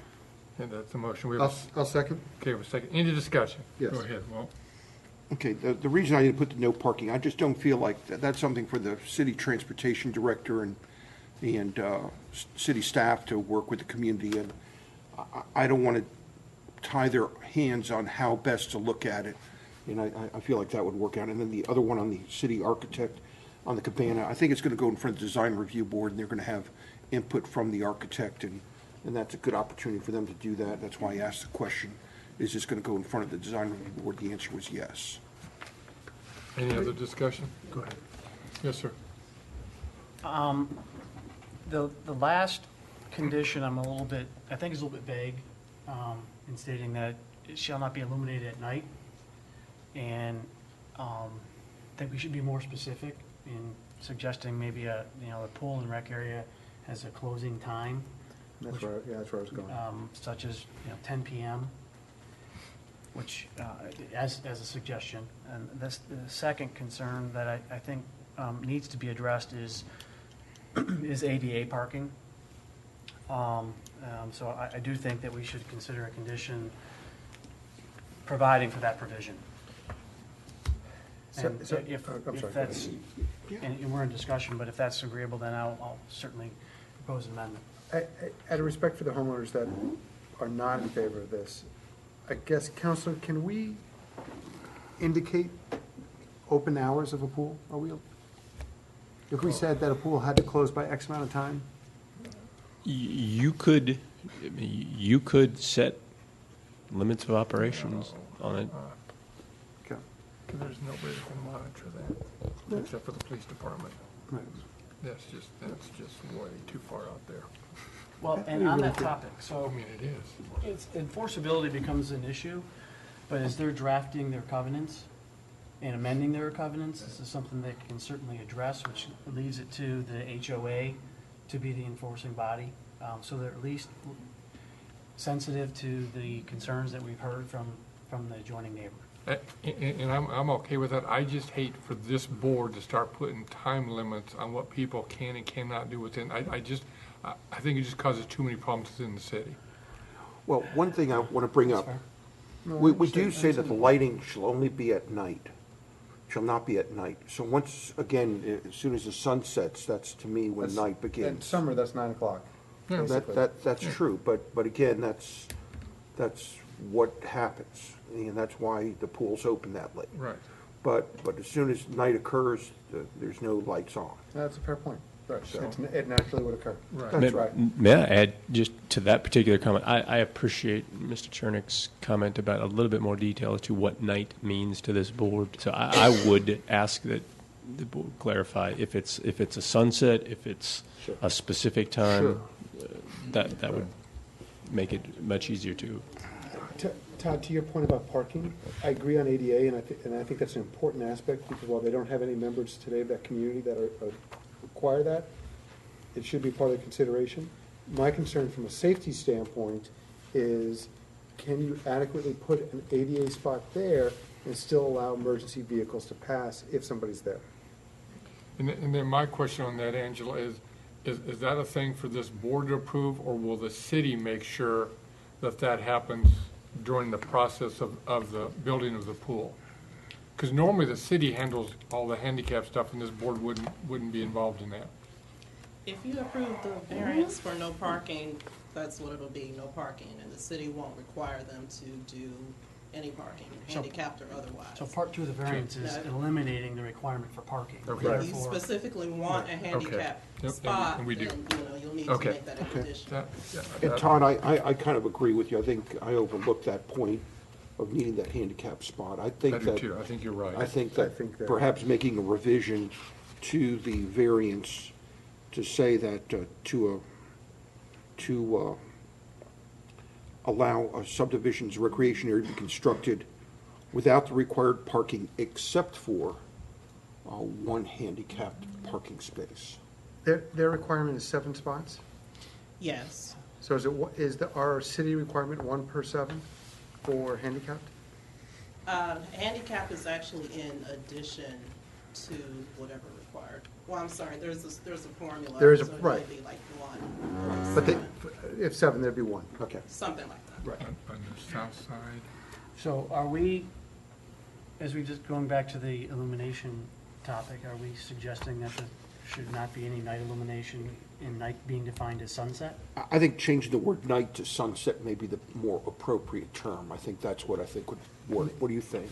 I wonder if dusk, and part of it's, I go back to a little bit of a safety issue, but I respect what our chairman was saying. Sunset is when that sun is gone and done. It's pretty darn dark. But I think sunset's a definable term That's in what it respect is. that Okay, you fair can, enough. Okay. you can Enough said. physically look Yep, in on. enough said. So I'll offer two amendments. One amendment is to the, Will you, on your amendment, will you make sure you say on the south side of Dunbrody Road? yes. For the, thank you. The first amendment is to the last condition offered by Walt, which is the recreation area shall not be illuminated past sunset. And the final condition would be that the amenity shall provide for an ADA parking provision on the south side of Dunbrody Drive. Just to be clear, are you suggesting that they're being required to have a single ADA compliant parking space? Correct. Yes. Okay. Do we have a second? A second? Any discussion? I need to look at the map really, I'm sorry, sir. I've got a couple of points I'd like to bring up as clarification, if you wouldn't mind. just Can I to make scene one, stuff- let me scene make stuff one before we more get- then, if I please- may. Please do. I just want to pull up the street map again, if I may, sir, if my computer wants to work. When we said this, okay, I'm about to kill it. There we go. We said on the south, I'd like this to be more specific as to where that ADA spot is. Within the recreation area. I think But that's on the probably- north side of the recreation area, I don't think we care where it is, it's just Yeah. within No, the but- recreation I, area. I think that right here, the south but what we side said of to the south side, Of the street, of Of Dunbrody Drive. Dunbrody Drive, Yeah. So this is the north side. right here. This, I'm sorry, this is the north side, this is the south side. So they only can only put it one place, right there. okay. Go Go ahead, ahead, sir. sir. Mr. Chair and the board, I guess the only comment that I've got is, after some experience in trying to figure out how to craft these motions and then actually have them enforceable, I've got some pretty good examples that we've used in other cases dealing with artificial lighting after dark, particularly as they relate to tennis courts and other sports fields like baseball fields, for example. Routinely what we've landed upon is language that would speak to the amount of light spilling from the property after dark. That's a very easy thing to enforce, and it doesn't change like dusk. The time of dusk might change every day, dawn might change every day. But if you were to say or have a condition that would suggest no artificial lighting can spill from the pool property after dark, except that lighting required by law, and I think that's important to put in there because there is likely some type of lighting that's required around the pool house itself that's subject to motion. And I don't know that that is something that this board, if that's going to be existing in the Fulton County Code, that that's something that the board would want to Did we not say that? eliminate. Yeah, thought I that said was- other than required Other than safety, but I required, it don't was think in you there. did, Perfect. Todd. Okay, so That's- as that's long in as there. that's captured, It because was I in do there. believe there is some law We've got requirements of that. lighting Got it. after We're good. dark. But if the board would so consider, we could certainly go with dusk to dawn. You could go with dark to. You can make the parameters whatever you want. But I've seen it be effective speaking towards light spill or candle power at the property line, other than tying it to a time. So I just wanted to clear one thing in the first part of Mr. Recook's motion. You added the south, or I'm sorry, the north property line. The pool, there's no requirement that the pool and deck and all that has to be 100 feet from the road, and that's why north was not included. Okay. The reason I put north was just because someone in the audience said that they were objecting because it wasn't 100 feet from their home, so I figured just to make sure that I wanted to cover that issue. It's one, the other thing, we didn't advertise for north, so. Okay. So if I have to remove it, I'll be glad to make a motion to. Can we just remove the whole thing, you and Todd, and then do a whole new motion?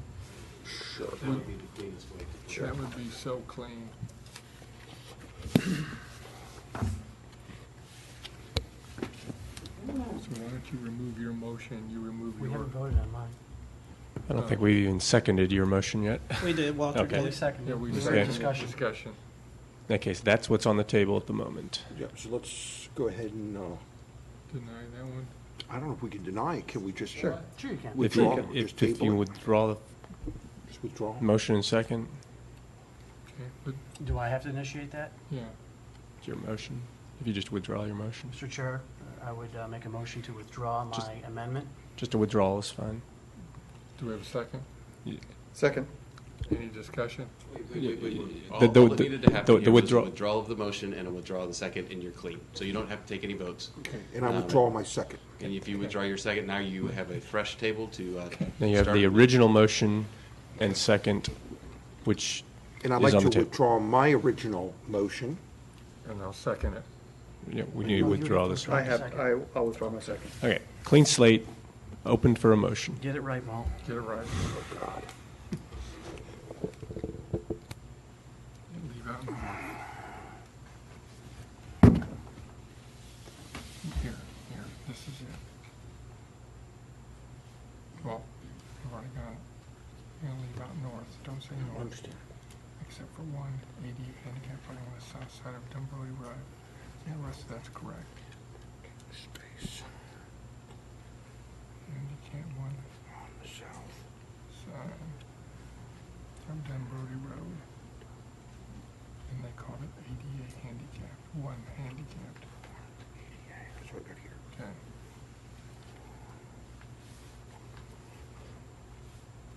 And then page 6.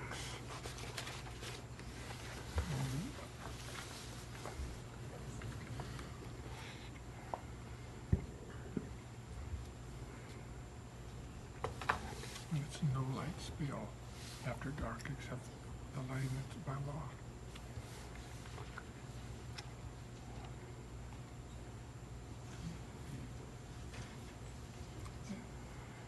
The worker's error shall permit no light spill after dark except that required by safety and pool lighting.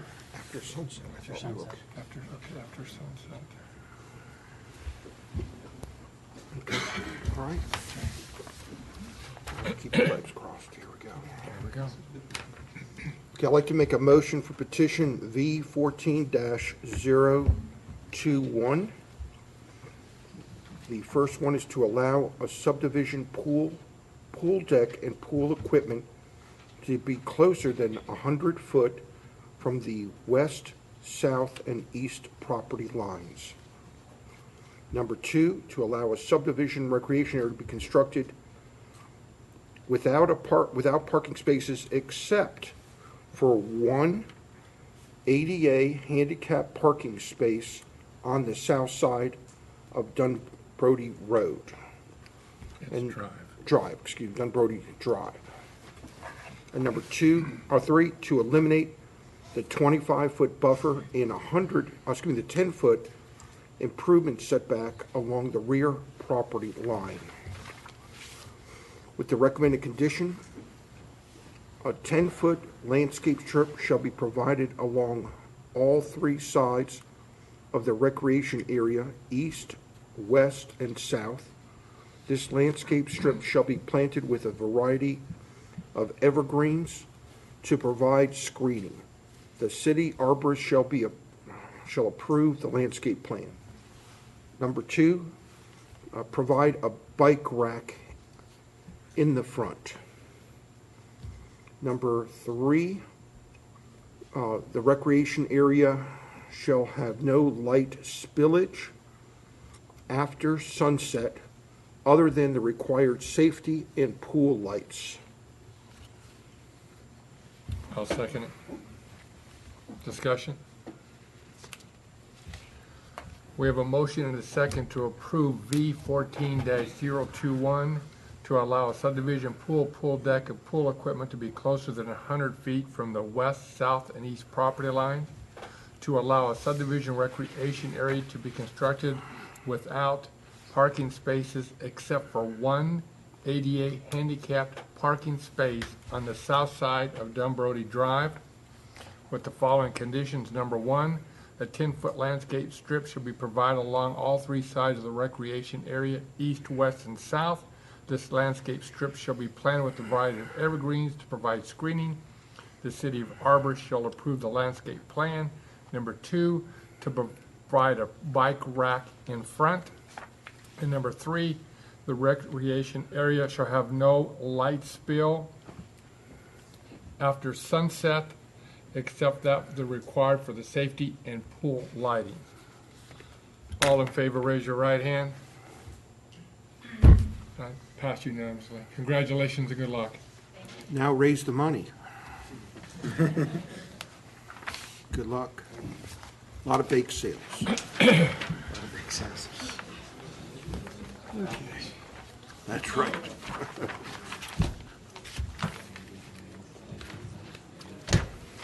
That brings us to, now let me read for a second. Thank you. Thank you.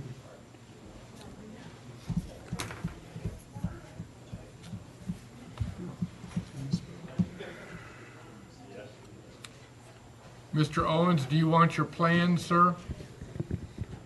Mr. Owens, would you like your plans?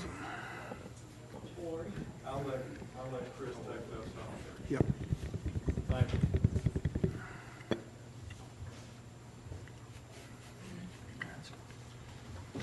That brings us to V14-022. Angela, will you please present?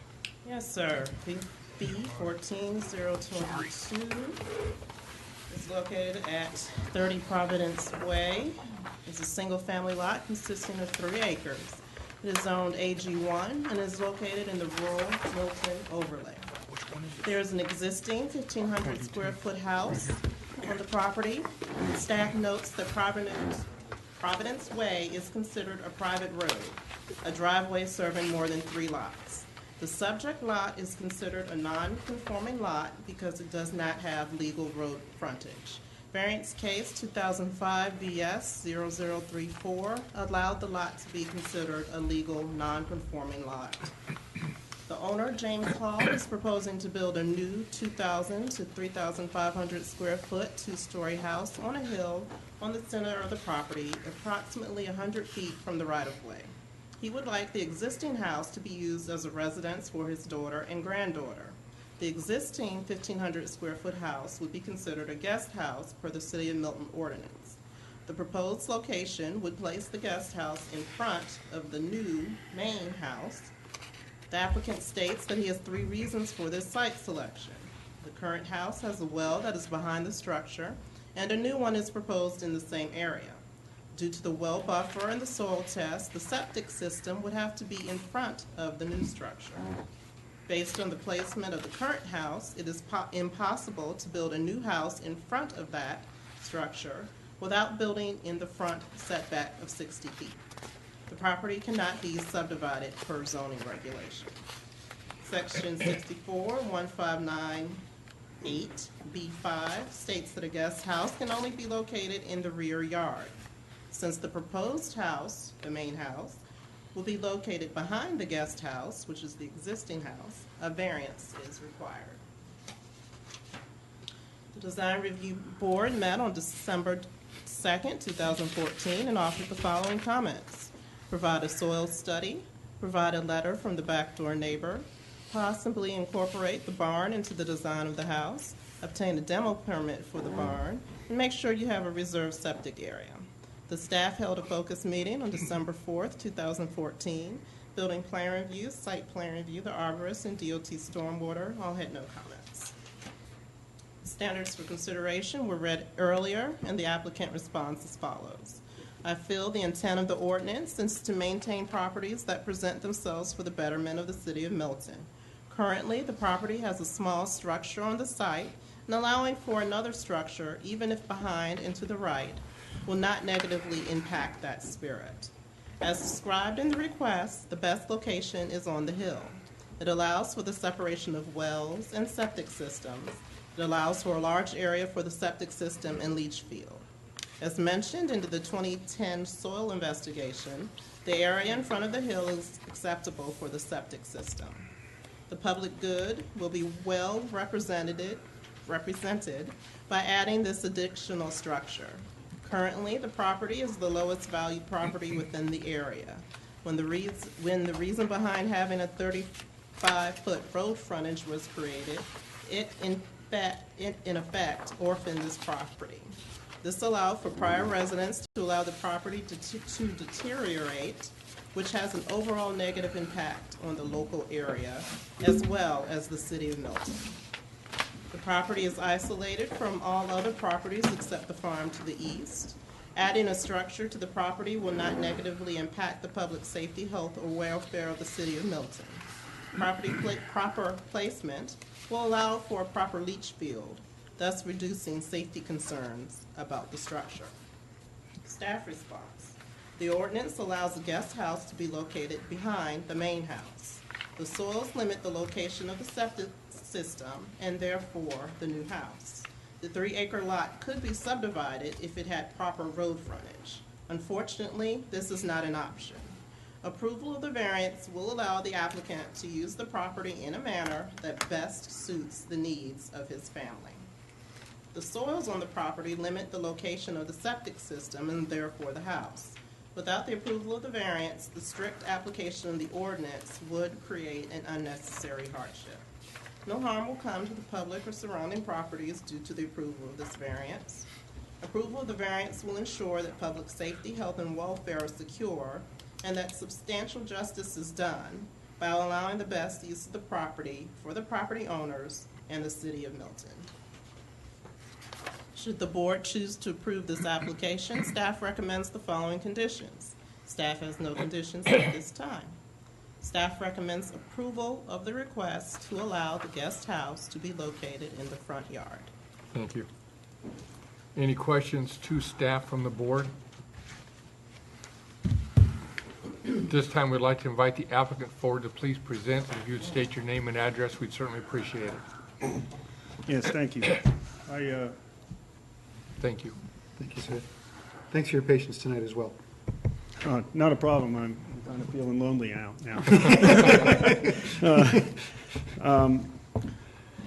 Everything that Angela has indicated is accurate.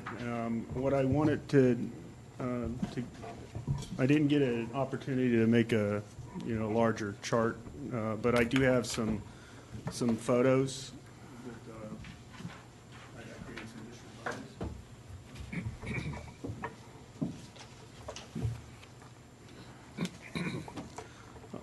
One thing I want to, I think it was in the items that was recommended before, is to get a letter from my neighbor that is behind the actual location where the house would be. That would be the nearest neighbor, and the back of their house would look at the back of the new proposed structure. I did get a letter from that. I sent an email version, and it is also on the document I just was delivered to you. It's the last page on that document. That's the email from my neighbor, Steve and Holly Smith. And so I did get that from the last recommendation. As far as the soil test, I had a soil test done in 2010 when I first purchased the property.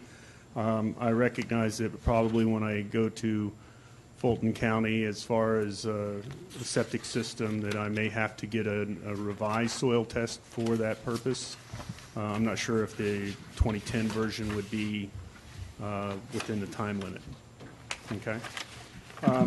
The reason I put the additional pictures here, I just wanted to kind of show the point that when I bought the property, it was overgrown. It was a derelict property, pretty much.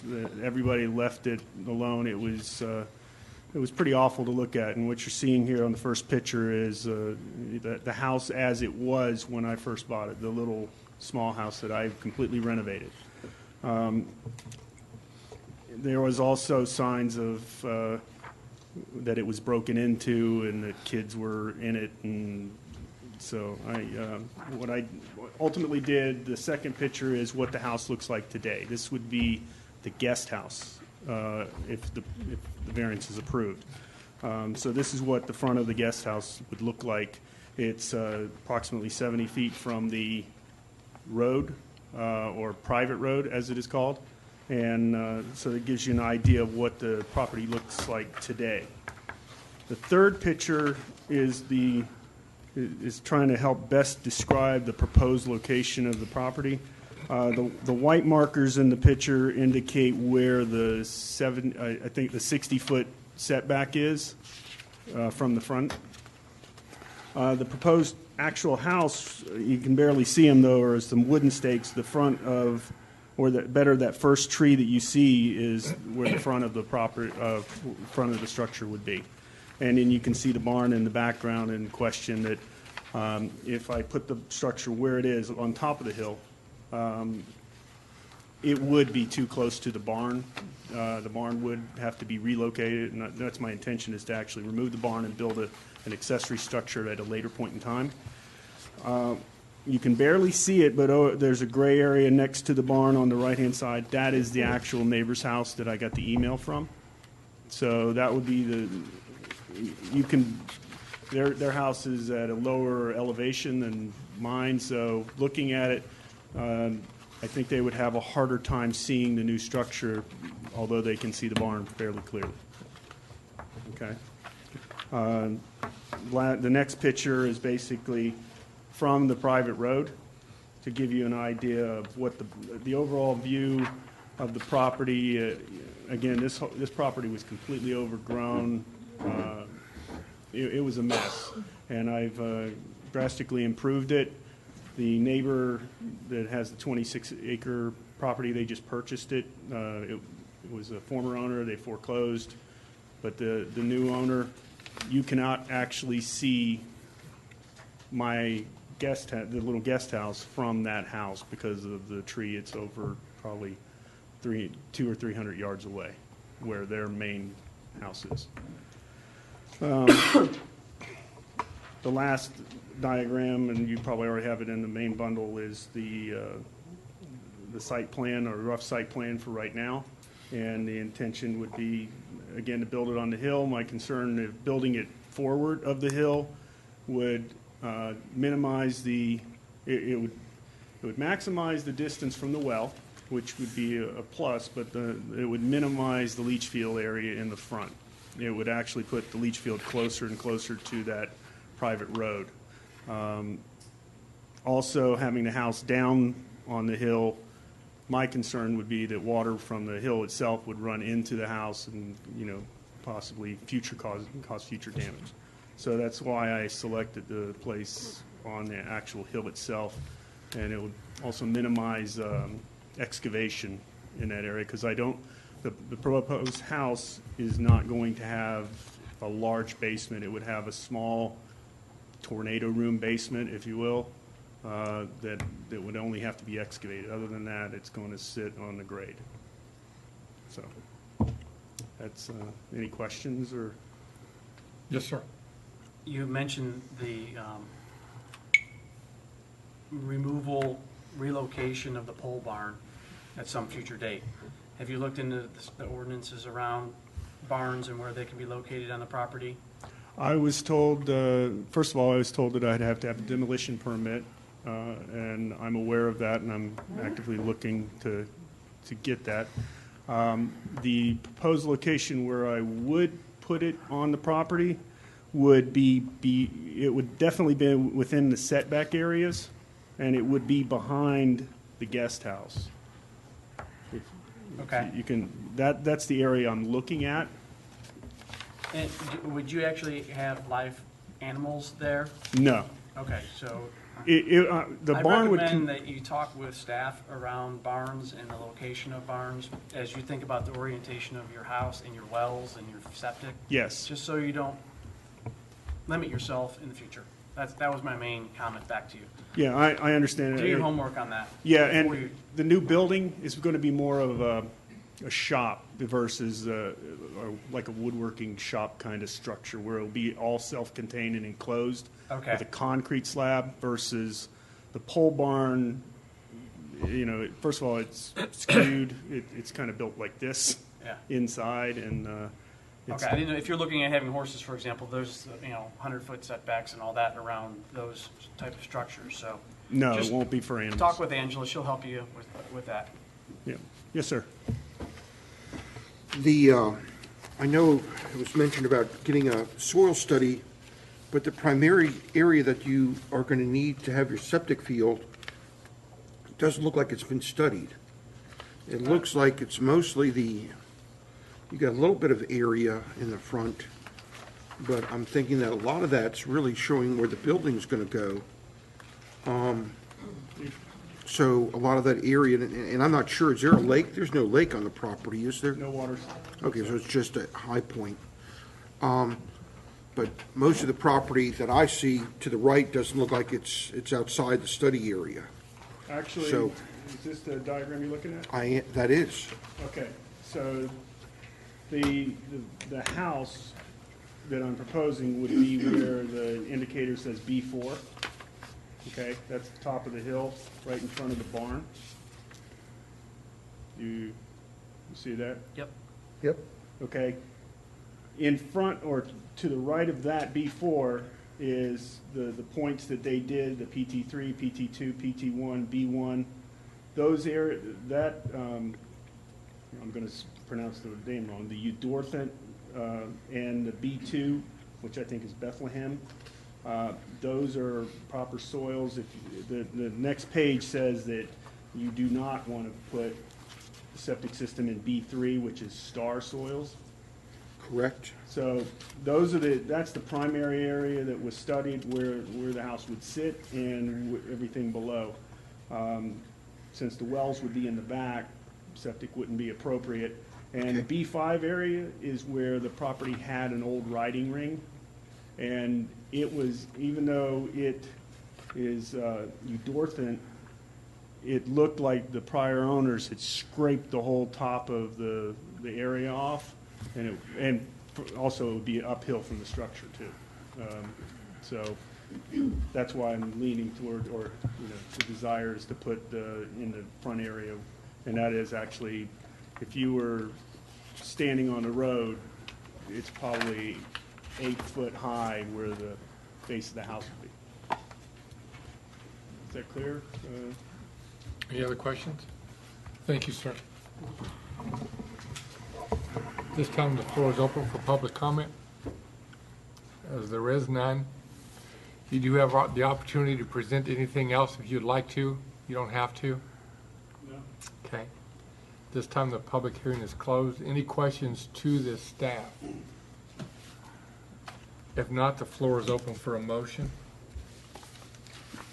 Mr. Chairman, I'll make a motion to approve V14-022 to allow a guest house to be located in the front yard as per the site plan submitted in our package this evening. I'll second. Any discussion? We have a motion and a second to approve V14-022 to allow a guest house to be located in the front yard per the site survey which is presented in our package this evening. All in favor, raise your right hand. Opposed, same sign. Good luck. Good luck, sir. Good luck. Yes, sir. You too. And that brings us to V14-023. Angela, would you please present? Yes, sir. Actually, the staff would like to request a deferral for this case as well. In the process of doing the staff report and background research on this, we realized that the applicant was going to need an additional variance. So that requires additional advertising and letters and all that, and so that'll push it back a month. We have a motion to defer. I'll make a motion to defer V14-023 to the January 2015 meeting. We have a second. Second. Any discussion? We have a motion to defer V14-023 till the January 2015 meeting.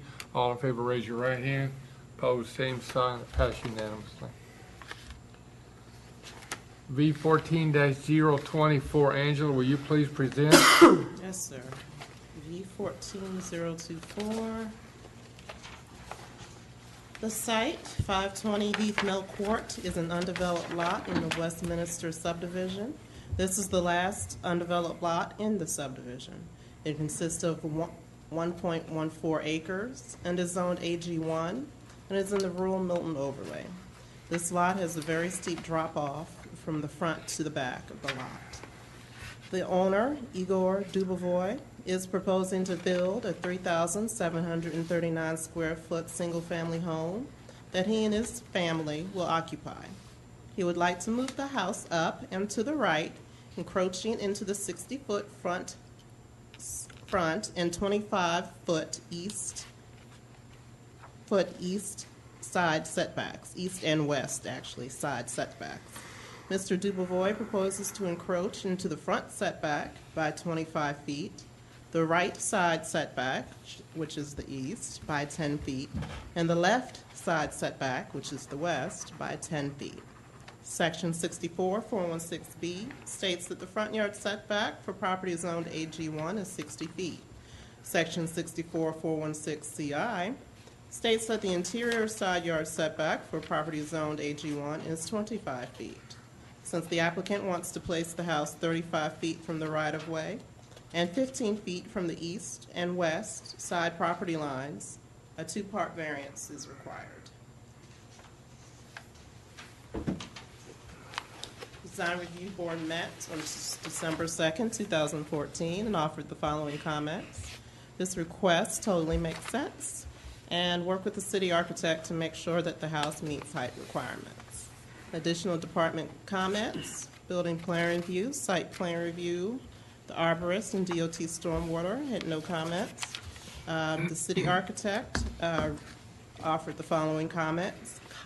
The applicant has met with the city architect and reviewed the height of the proposed house. The current site plan allows the house to meet height requirements. Standards for consideration were read earlier. The applicant responds as follows. In this case, the hardship is due to the topography of the property. In order to install their septic fields at the back of the property, I need to install a retaining wall in the rear of the property. The current setback will not allow sufficient space for the retaining wall and septic system. The change in location will not affect the neighborhood's appearance due to the fact that the house on the left is placed 54 feet from the road and the house to the right is placed less than 40 feet from the road. These reduced setbacks will fit into the neighborhood without disturbing the appearance or public good of the community. There will be no safety concerns that will be affected by decreasing the setbacks of the property. Staff response. This request supports the spirit and intent of the ordinance by allowing the property owner to build a house that is consistent in style and location with the adjacent houses in the neighborhood. The subject lot has extreme topography issues that make normal development impossible. The applicant will have to construct a retaining wall and bring in a massive amount of dirt to facilitate building. Without the variance, the amount of dirt that would have to be brought into the site would prohibit development of the lot. It is the only undeveloped lot in the subdivision. Approval of this variance would not cause a substantial detriment to the public good and surrounding properties. The proposed house would be placed in a location similar to the adjacent houses. Approval of the variance would ensure that the public safety, health, and welfare are secured and that substantial justice is done. Building the proposed house will allow the owner fair use of his property and will complete the subdivision. Moving the house forward will reduce the necessary height of the retaining wall, making the lot safer for the owner's young children. Recommended conditions. Should the board choose to approve the application, staff recommends the following conditions. Staff has no conditions at this time. Staff recommendation. Staff recommends approval of the request to encroach into the front setback by 25 feet. Staff recommends approval of the request to encroach into the side east setback by 10 feet and the side west setback by 10 feet. Concludes the staff presentation. Thank you. Questions to the staff? I have one question. Yes, sir. Go ahead. There's two conditions that were you just noted, Angela. I'm sorry. The two staff conditions, are they necessary if we reference the plat? You mean the specifications about 25 Yeah. and 10? Yes, ma'am. Well, they're not. necessary conditions. Are they satisfied with the The drawing by site Grant plan- Shepherd and Associates? The site plan reflects those numbers. Okay, thank you.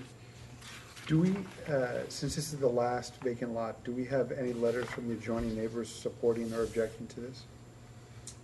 I do not, the Okay. applicant may. Okay. Any other questions? At this time, we'd like to invite the applicant forward, and if you'd please state your name and address to the board, we'd certainly appreciate it. Igor Dubovoy, address is 6240 Crested Moss Drive, and that's Alpharetta, Georgia 30004. Thanks for your patience tonight. That's all right. It's been a long night, so it's okay. For all of us. All right. Your question about the letters, I don't have any letters from the neighbors, but we did have a association meeting on Sunday, and all the neighbors are fine with it. They have no objections or anything, and so they're okay with having the house moved up closer, because most of the houses in that neighborhood have received a variance to move them closer up to the street due to the topography of all of the lots there. Okay. So, Any questions to the applicant? Nope. Thank you very much. all right, thank you.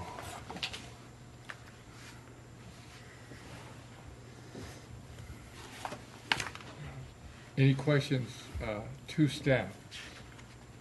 This time I'd like to close the public hearing, and the floor is open for a motion. Mr. Chernick. Make a motion to approve V14-024 to allow a house to encroach into the front setback, to allow a house to encroach into the side setback, and would reference the site plan provided by Grant Shepherd and Associates dated 5/10/14 as condition for the site location of the dwelling.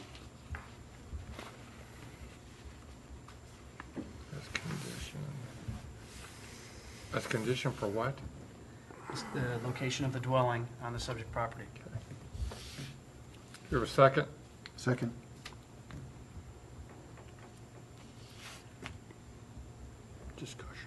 Discussion. I have a discussion. Normally, I'd like us to actually indicate what the actual amount of the encroachment into any of the setbacks are. I understand we're making reference to a site plan, but I always worry that somehow, somewhere, site plans get lost. Somehow, if we have a condition and we say what the amount of distance is, that tends to continue with it. I have no problem mentioning the site plan, but again, I think that's purely as reference. The real thing they're asking for is an encroachment into the front yard by 25 feet and encroachment to side yard by 10 feet. And I would like to amend that to actually list that. And my only comment is that when Mr. Chernick asked the staff, they said that this would fulfill that, so I don't think we need to do it twice, and I don't think we need to do another amendment, my personal opinion. Before you start talking, that it should be in the, was it in the form of a motion, or is it just discussion of the general? Discussion, so- Okay. Just discussion. Okay. And again, the only reason I mean, that's how we normally do it. I know we make reference to the site plan as well, but typically we do spell it out. I'm fine either way, Walt. Would you like to, You can offer to move. why don't you just remove your motion, restate it? It's so much easier. Okay, I'll remove my motion. Who You have to remove the Second. Remove my second. Yeah, one more time. Mr. Chair, make a motion to approve V14-024 to allow a house to encroach in the front setback, to allow a house to encroach into the side setback with the two following conditions. The front setback encroachment shall be limited to 25 feet, and the side setback to the east shall be limited to 10 feet, and the side west setback by 10 feet. As referenced in the site plan provided by Grant Shepherd and Associates dated 5/10/14. Do we have a second? Second. Before the board goes on, just for purely technical clarification, we both had Mr. Brewer as the second on the original motion to be withdrawn, as opposed to Mr. Willis. Would you? We are elderly individuals. Yeah, we both remove ourselves.